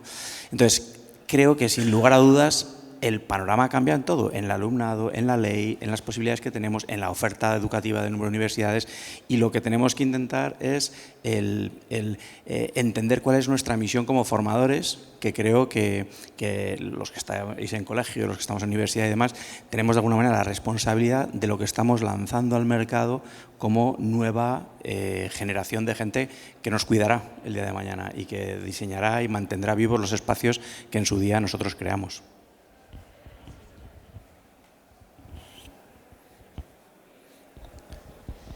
Sí, quería comentar una cosa, porque la relación entre la universidad y la secundaria, por ejemplo, en dibujo técnico es pésima. Tenemos una EBAU en la que a los chicos, o sea, muy difícil, en Madrid, por ejemplo, tiene un grado de dificultad importante, chavales que 2 años antes no sabían medir, o sea, que no sabían que tenían que poner el 0, porque medían desde el borde de la regla, donde, o sea, cualquier cosa, ¿no? O no sabían hacer una mediatriz, o sea, y a los 2 años siguientes o 3, que a lo mejor no han cogido luego ni tercero ni cuarto de optativa y de repente se meten en un bachillerato y tienen que hacer maravillas en 2 años, con suerte de que tengan un profesor que les hace pensar y que les enseña un método, ¿no? Entonces, no tiene sentido la legislación actual, que luego no les pide entrar en una universidad, en una escuela de arquitectura, por ejemplo, que tienen geometría, no les piden haber cursado esa materia, ¿no?, como obligatoria. Pues si no les vas a pedir eso, pues no les pongas trabas luego en una EBAU. O sea, no hay relación ni hay criterio lógico, ¿no? Enseñarles con un poquito menos de nivel, pero que realmente se vaya posando, esos conocimientos se vayan posando. Aquí tenemos varias que están también, Elena, Marta, ¿verdad? Pero bueno, que luego realmente no sean todo trabas y puedan, ¿no? Que se enseñan todo cosas que no se utilizan en la carrera para nada, porque yo también he tenido hijas haciendo arquitectura y no han utilizado para nada la inversión. O sea, en aeronáuticos a lo mejor sí, pero como eso, tangencias por inversión y cosas rarísimas, para nada.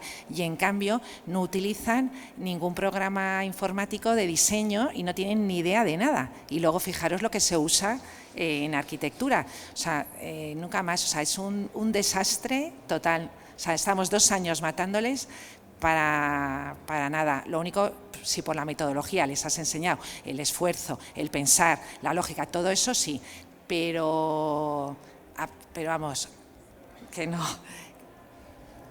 Pues, perdona, Gaby, tengo que dar el turno a las preguntas ya que han empezado. Yo solo iba a decir que totalmente de acuerdo con ellas en que la relación es no mala, pésima, porque nuestra relación de profesores cuando vamos a la universidad es solo cuando nos cuentan un día el examen, que los alumnos ya están esperando a que lleguemos, a ver cuál es la siguiente ocurrencia de la universidad, de qué tontería les van a pedir, qué tal, y entonces cuando llegamos allí te encuentras 400 profesores de instituto que todos hemos estudiado arquitectura, ingeniería de caminos, ingeniería industrial, tal, y nos tratan como a niños pequeños, como si fuéramos subnormales todos, y nos cuentan unos exámenes inverosímiles que se creen que nuestros alumnos van a poder hacer porque desconocen totalmente cómo es el alumnado y bueno, pues esa es la relación que tenemos. Entonces, al final, nosotros, hombre, gracias a Dios conocemos gente como vosotros, ¿no?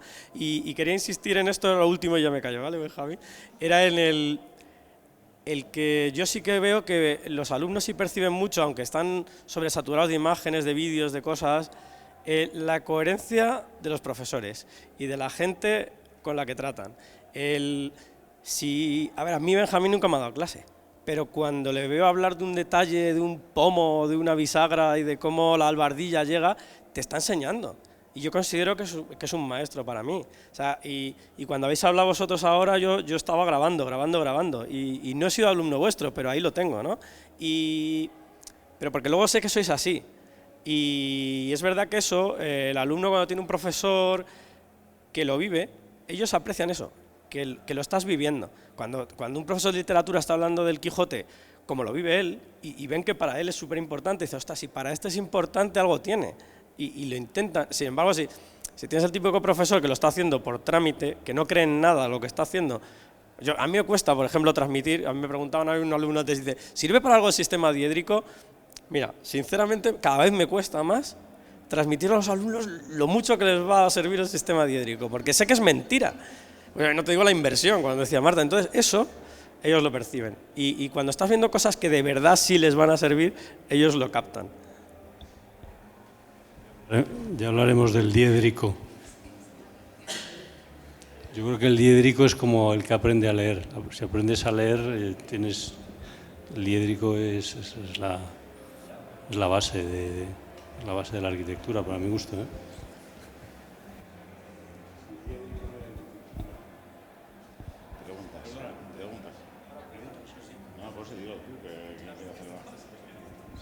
¿eh? ¿Hay alguna pregunta o reclamación? ¿Alguien quiere preguntar? Venga, animados. ¿Qué hay que hacer aquí? Vale.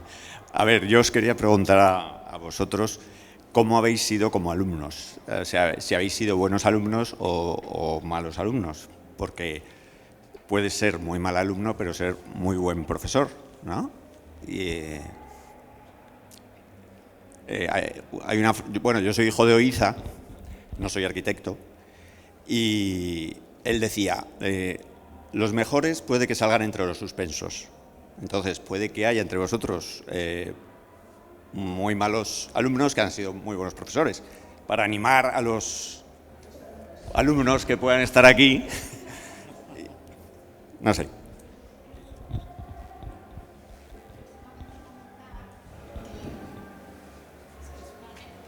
Es una anécdota graciosa. Yo reconozco que era muy buena alumna. Me encantaba y disfrutaba. Rubén no, Rubén todo lo contrario. Pero yo siempre cuento la anécdota de mi suegro, que es buenísima. Él siempre dice que el mejor profesor que tuvo fue el profesor de natación. Él era extremeño, que aprendió a nadar en menos de 4 meses, que no sabía nadar el profesor. O sea que le enseñó un profesor a nadar, mi suegro siempre lo cuenta, que no sabía nadar. Es decir, que con eso, es decir, un docente puede ser espléndido habiendo sido un alumno muy malo, y hay muchos casos. Rubén. Yo era mal alumno, era mal, o sea, aplicado, sí, aplicado, pero vamos, a mí en la escuela los 2 primeros años me zurraron bien, ¿eh? Yo repetí primero, y me encanta decírselo a mis alumnos porque, bueno, no me quería cebar en esta cosa, es que ahora son así, ¿no? Pero una cosa que acepta muy mal es el fracaso, ¿no?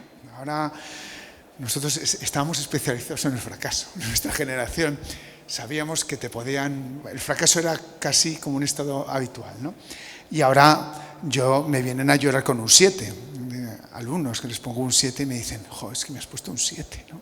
Dices, jo, si es que a mí me pusieron en elementos de composición un 7 y me pareció un honor. Dice, que me han puesto un 7, pero bueno, por favor, un 7. Rafael Moneo, y con esto ya termino, estamos en un encuentro que tuvimos hace tiempo en Lisboa, hace muchos años, ¿no? Y entonces, bueno, un encuentro entre portugueses y españoles, ¿no? Y hablamos de arquitectura. Bueno, el caso es que yo pues me puse a hablar con él, le conté un poco mi biografía y yo tengo mucha relación con Cruz de Ortiz, ¿no? Han sido muy importantes en mi biografía y me decían, bien, me decía, sí, que esta cosa de Tierra Formera, bien. Dice, hoy en día la arquitectura se aprende por rozamiento.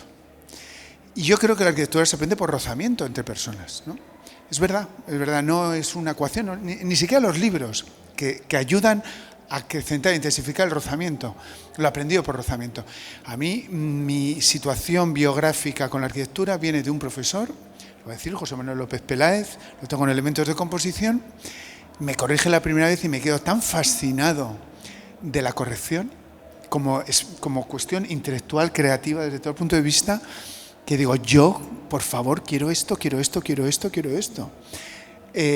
Y me aferré a él, lo tuve después muchos años, he sido profesor con él.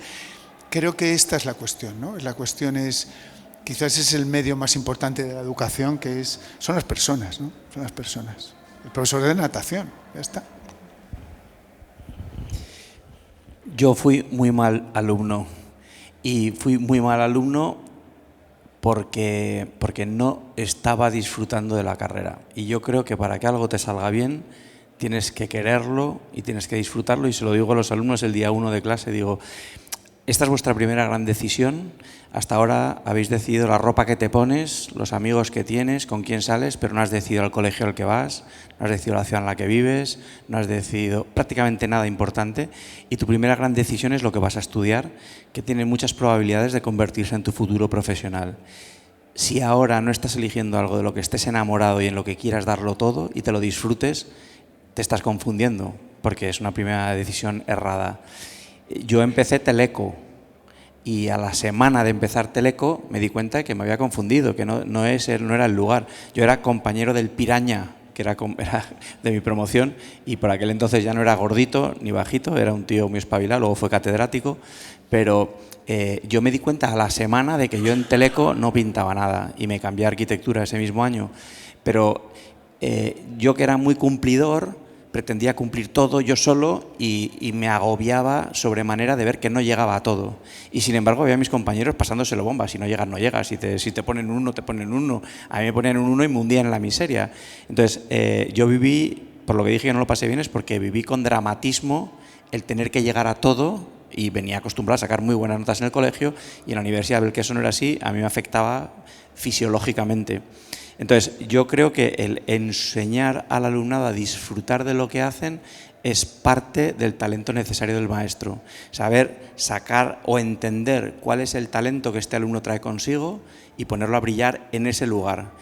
Y yo en la escuela tengo que decir que pasé por muy buenos profesores, pero no recuerdo ningún maestro que me supiera coger por la solapa y decirme: chavalote, te estás confundiendo, mira, lo que te pasa a ti es esto, esto y esto, y que me ayudara a entender que mi relación con la escuela de arquitectura no estaba siendo sana y constructiva. Y he tenido 2 o 3 episodios que me dejaron muy marcado, con Luis Rodríguez Ayal para bien, con Alberto Campo para bien, y muy pocos profesores que fueran capaces de entender que la asignatura no es la materia que enseñas, sino que es el fulano que tienes delante.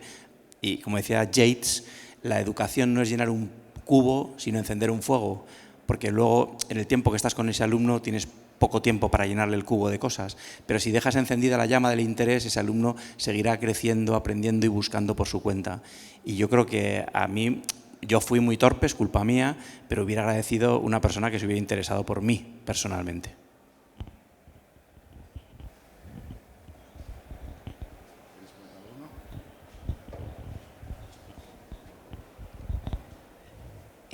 Yo quería preguntar, porque va más dirigido, bueno, a todos, porque al final todos habéis hecho arquitectura. En arquitectura está muy de moda para ser un buen arquitecto y para triunfar durante la carrera, hay que dormir poco, no hay que dormir, por ejemplo. Entonces, y de hecho hay profesores que te lo dicen, no, esta semana tú no duermes. Entonces, no sé vosotros qué enfoque le dais a ese asunto, a cómo está enfocada en tema de también salud mental y salud propia de dormir, de tal, la carrera, y si vosotros tenéis consejos para estudiantes de arquitectura para poder enfocar bien ese asunto de me organizo y soy capaz de no sé, de gestionar pues el suspenso, el no llegar, el tal, bueno, eso en general, sí. Mira, yo creo que es una epidemia profesional. Para muchas cosas somos procrastinadores profesionales. Entonces, si te dicen que la entrega es el viernes, tú sabes que no vas a dormir el jueves y el miércoles. Y si el viernes te dicen que tienes 4 días más, tienes 2 de fiesta y vuelves a no dormir los 2 siguientes. Y esto es matemático, ¿no? Y yo he tenido, los alumnos que tienen los trabajos 4 días antes son sospechosos, porque este tío nos está dejando la piel. Entonces, el problema que tiene la arquitectura es que todo trabajo que te encargan es expansivo y podrías dedicarle un día, una semana, un mes o toda una vida, porque puedes dedicar una tesis doctoral a escribir a dibujar una silla, ¿no? Lo que yo suelo decir a los padres cuando me preguntan, digo, mire, esté usted por lo menos alegre de que su hijo no duerme delante de un dibujo, porque cada vez que yo tengo una lucha con mis hijos es porque quieren venir muy tarde a casa, nunca porque quieren venir antes de tiempo y yo no les dejo entrar.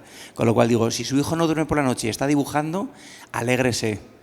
Otra cosa es que tengamos que educar en lleva una agenda como debe ser, entiende que si no duermes 8 horas al día, todos los que somos arquitectos vamos a acabar con un Alzheimer que te mueres, que dormir es necesario para fijar conocimiento y biológicamente es necesario. Pero yo creo que esto es una epidemia, además, internacional. O sea, el arquitecto entiende que tiene que ser así y es un error. Uno de los desafíos que teníamos es ser la primera universidad. Iba a hacer un proyecto de investigación con la Facultad de Medicina, ponerles a todos pulseras de las que te miden el sueño y decir, si no has dormido tus 8 horas no te corrijo. Y entonces este es un desafío que tenemos por delante con un grupo de investigación del sueño que ya está, que me lo quiero plantear. O sea que me alegra, me voy a poner las pilas otra vez. Bueno, a mí a nivel personal creo que es una mala praxis, es un error. Esta cosa como heroica de la última noche es un disparate.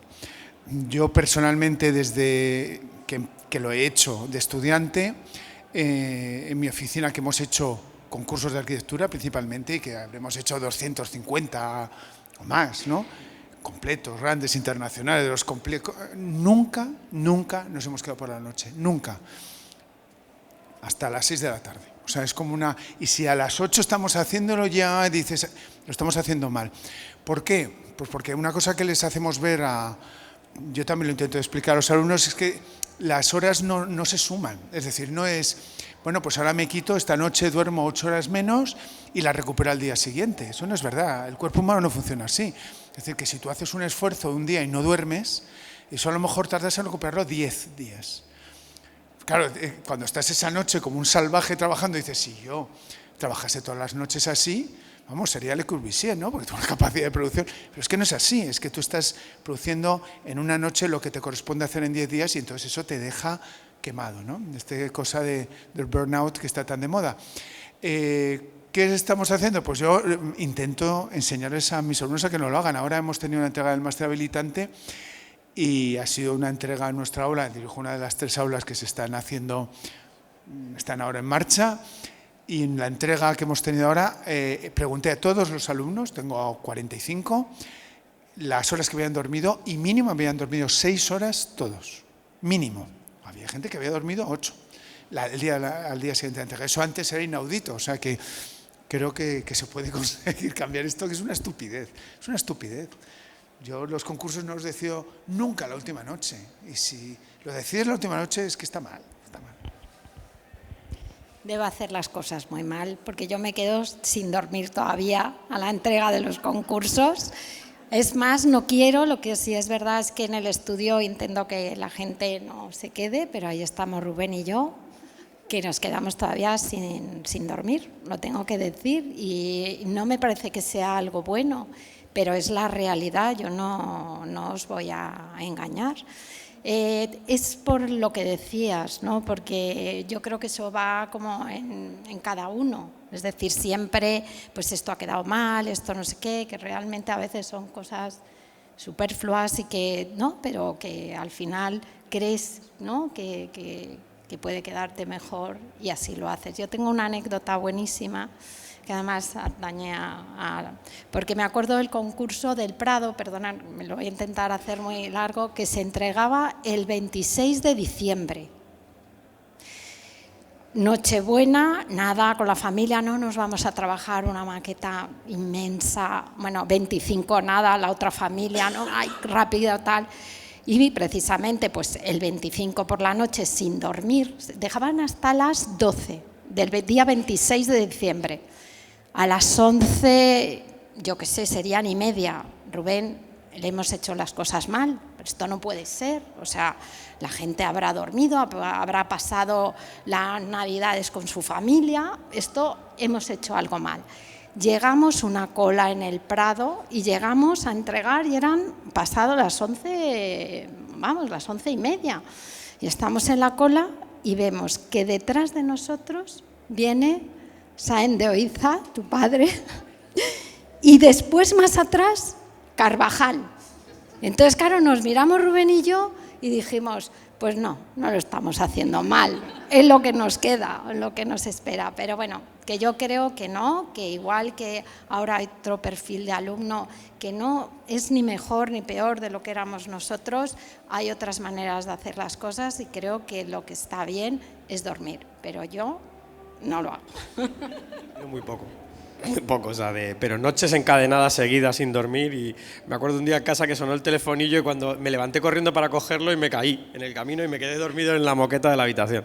O sea que es muy malo, sí. Y yo veo que además pasan de ser niños en el colegio, donde lo tienen todo hecho y donde sus padres prácticamente lo dan todo por ellos, y van a la selva. La universidad es la selva y se encuentran con tanto volumen de trabajo. Les hemos enseñado que hay que responder a todo y ellos como buenos alumnos lo intentan y mueren en el intento. Entonces yo creo que es verdad que eso que has dicho hay cada vez más anuncios de psicóloga y eso es preocupante.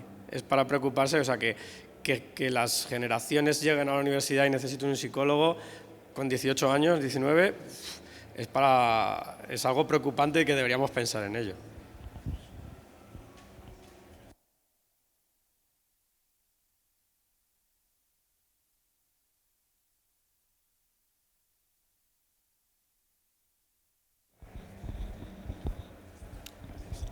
Hola, yo tenía la pregunta de, ante los alumnos que nos encontramos en situaciones como por ejemplo con profesores que llegan, te dan la chapa y no te dejan pensar, te obligan a memorizarte las cosas, te cortan las alas, ¿qué tipo de herramientas tenemos los alumnos como para sobrepasar esas situaciones? Porque al final se dice mucho de buscar información por nuestra cuenta, pero Internet es muy complicado, es muy extenso y es muy complicado acertar por dónde empezar o por dónde puedes orientarte. Y eso, ¿cómo podemos gestionar la frustración en estos casos? ¿Cómo podemos salir de estas situaciones? Y eso.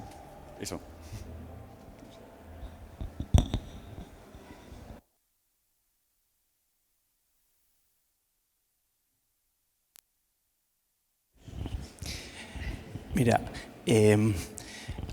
a mí me vienen con mucha frecuencia los alumnos y me dicen, tengo un problema. Unas veces es de la asignatura, otras veces de un compañero, otras veces de un profesor que les da la chapa. Y lo que yo según se sientan, les digo, tú no tienes un problema, tú tienes un desafío. Y no es lo mismo, digo, no es lo mismo. Entonces, yo creo que lo más difícil de educar probablemente es la inteligencia emocional, más que el saber un tema de historia o resolver un problema. Entonces, yo creo que tú no tienes un problema de un profesor que te da la chapa, tú tienes un desafío por delante y este señor es mi cliente de ahora. Cuando eres arquitecto tienes clientes muy fastidiados. No todos los clientes son interesantes y no todos los arquitectos pueden decir contigo no, bicho, y a ti sí te atiendo. Entonces, como tienes clientes a veces muy difíciles, gente en el ayuntamiento complicada, situaciones en el estudio difíciles de pilotar, al final es, bueno, cómo soy capaz de hacer que todo esto funcione, ¿no? Entonces yo te diría que ese profesor en concreto, que seguro que no todos son así y que solo tienes uno o dos de estos, y a ¿cómo lo atiendo como cliente? ¿Qué quiere de mí? ¿Cuáles son sus expectativas? Le voy a dar lo que quiere. Y si yo quiero otra cosa de esta asignatura y quiero aprender más, hazlo por tu cuenta. Y disfrútate aquel otro profesor cuya forma de docencia se acomoda a tus talentos o a tu manera de entender lo que tú quieres aprender. Pero yo creo que en general, por eso le decía que cuando yo digo a mis profesores, estos son los alumnos que tenemos y esto hay que sacarlo adelante. Ningún padre puede decir, bueno, tengo 4 hijos, al tonto lo dejamos, ya me encargo yo de los otros 3 que son listos, o este que es un protestón que se quede no va de vacaciones, sino bueno, esto es lo que tenemos y no se admite que ninguno de ellos se quede por el camino, ¿no? Pues tú tienes una serie de asignaturas y no hay ninguna que se pueda quedar por el camino. Luego, el profesor que es pesado, a ver cómo resuelves. El profesor que te da una cosa que te aburre soberanamente, a ver cómo resuelves. El que te divierte, a ver cómo haces para que no fagocite toda la capacidad de trabajo que tienes en la asignatura. Entonces, no tienes un problema, tienes un reto.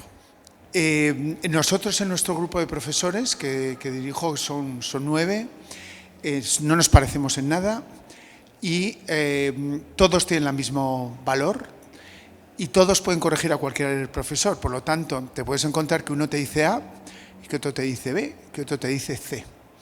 Y entonces algunas veces me viene un profesor, joder, es que nos volvís locos. Y digo, sí, eso es lo que queremos. ¿Qué significa eso? Si no es la pregunta porque es que este es un mal profesor y entonces me está coartando. Eso significa que realmente el aprendizaje se produce por choque, que también es un poco lo mismo que se acaba de decir ahora. Es por esta especie de como decía Rafael Moneo, por rozamiento, ¿no? Entonces, el que quiere aprender realmente tiene que ver eso, como se ha dicho antes, como una oportunidad, y realmente no entender que lo suyo es lo importante, ni lo que dice el profesor es lo importante, sino lo que se está produciendo en esa interacción. Ahí es donde se aprende. No es un señor que te está diciendo sigue, sigue, sigue, a veces te dirá que sigue, otras veces te frenará, otra vez se producirá un conflicto, y desde ese conflicto es donde se produce el aprendizaje. Yo comentar muy brevemente que creo que también hay como un mal planteamiento de lo que es el aprendizaje en España. Es decir, en los colegios normalmente llaman a un padre y le dicen, mire, su hija es muy buena en dibujo, pero es muy mala en matemáticas. Tiene que quitarle de dibujo y ponerle extraescolares de matemáticas. Yo creo que no. En Estados Unidos es lo contrario. Como es muy buena en dibujo, le tienes que poner extraescolares de dibujo e intentar, si hubiera un medio, en que ese nivel de matemáticas fuera pues distintos niveles dependiendo de las intenciones del alumno. Entonces yo, el consejo que te haría, que no sé si es lo mismo, no sé si es buen consejo, pero que realmente tú, o sea, en aquello en lo que tú te sientas mejor, desarrolles al máximo. Y lo otro, pues un reto, a ver cómo lo puedes ¿no? sortear. Porque realmente a veces cuando yo lo he notado, algún alumno cuando de repente podemos decir que tiene toda su potencial, hace que después pueda aprobar otras asignaturas en las que no es tan bueno, ¿no? Yo te diría, también la vida es así, ¿eh? O sea, a nadie nos gusta hacer la declaración de la renta, es un rollo, no hay quien aguante eso, pero hay que hacerlo. Y hay otras cosas que te gustan mucho más. Ejerciendo como arquitecto, pues también, o sea, tienes un cliente ideal que te pide una casa maravillosa, que te deja hacer de todo y que todo fluye. Y luego te viene uno que te pide un informe de una casa que se está cayendo no sé dónde, pero claro, es tu mejor cliente y tienes que hacérselo y pues ya está, es que la vida es así. O sea, no solamente porque ahora es vuestro mundo, porque al ser alumno solo interactúáis con vuestros padres y con los profesores, pero luego el mundo se complica y hay cosas que puedes dar todo y otras que intentas que pasen rápido y sobrevivir y ya está. Esto, María José, que decías, es una asignatura pendiente en la universidad y en España, porque efectivamente aquí tenemos una gran tradición, y además bastante mala, de gestión del fracaso y el alumno fracasado y las tareas tal, y una nula gestión del éxito. O sea, yo creo que de hijos de amigos, tal, o sea, los peores casos son chavales superdotados, que no se les ha atendido, ha dicho como va bien, que haga lo que quiera, tal, y estos son los que han acabado desastrosamente, incluso en clase. Y dice, joder, este alumno podría ir donde quisiera, pero nadie le ha gestionado nunca esa capacidad extra, probablemente por encima de muchos de sus profesores, etc. Y eso es un problema a todos los niveles. Sí. Perdemos mucho talento ahí.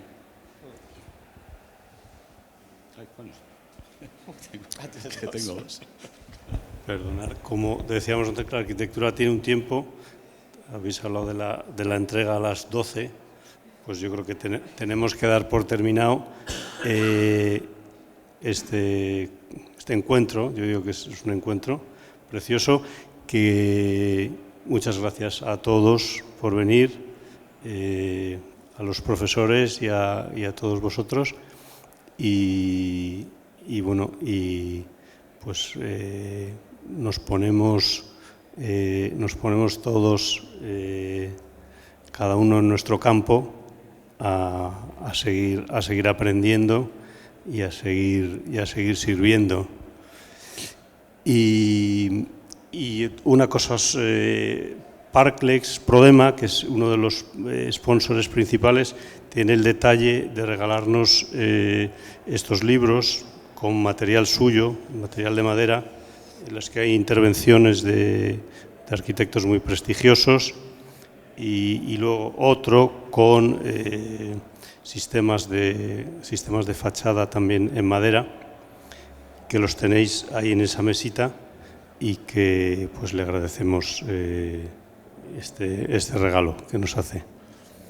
Y nada, muchas gracias y damos por terminado o empezado este coloquio.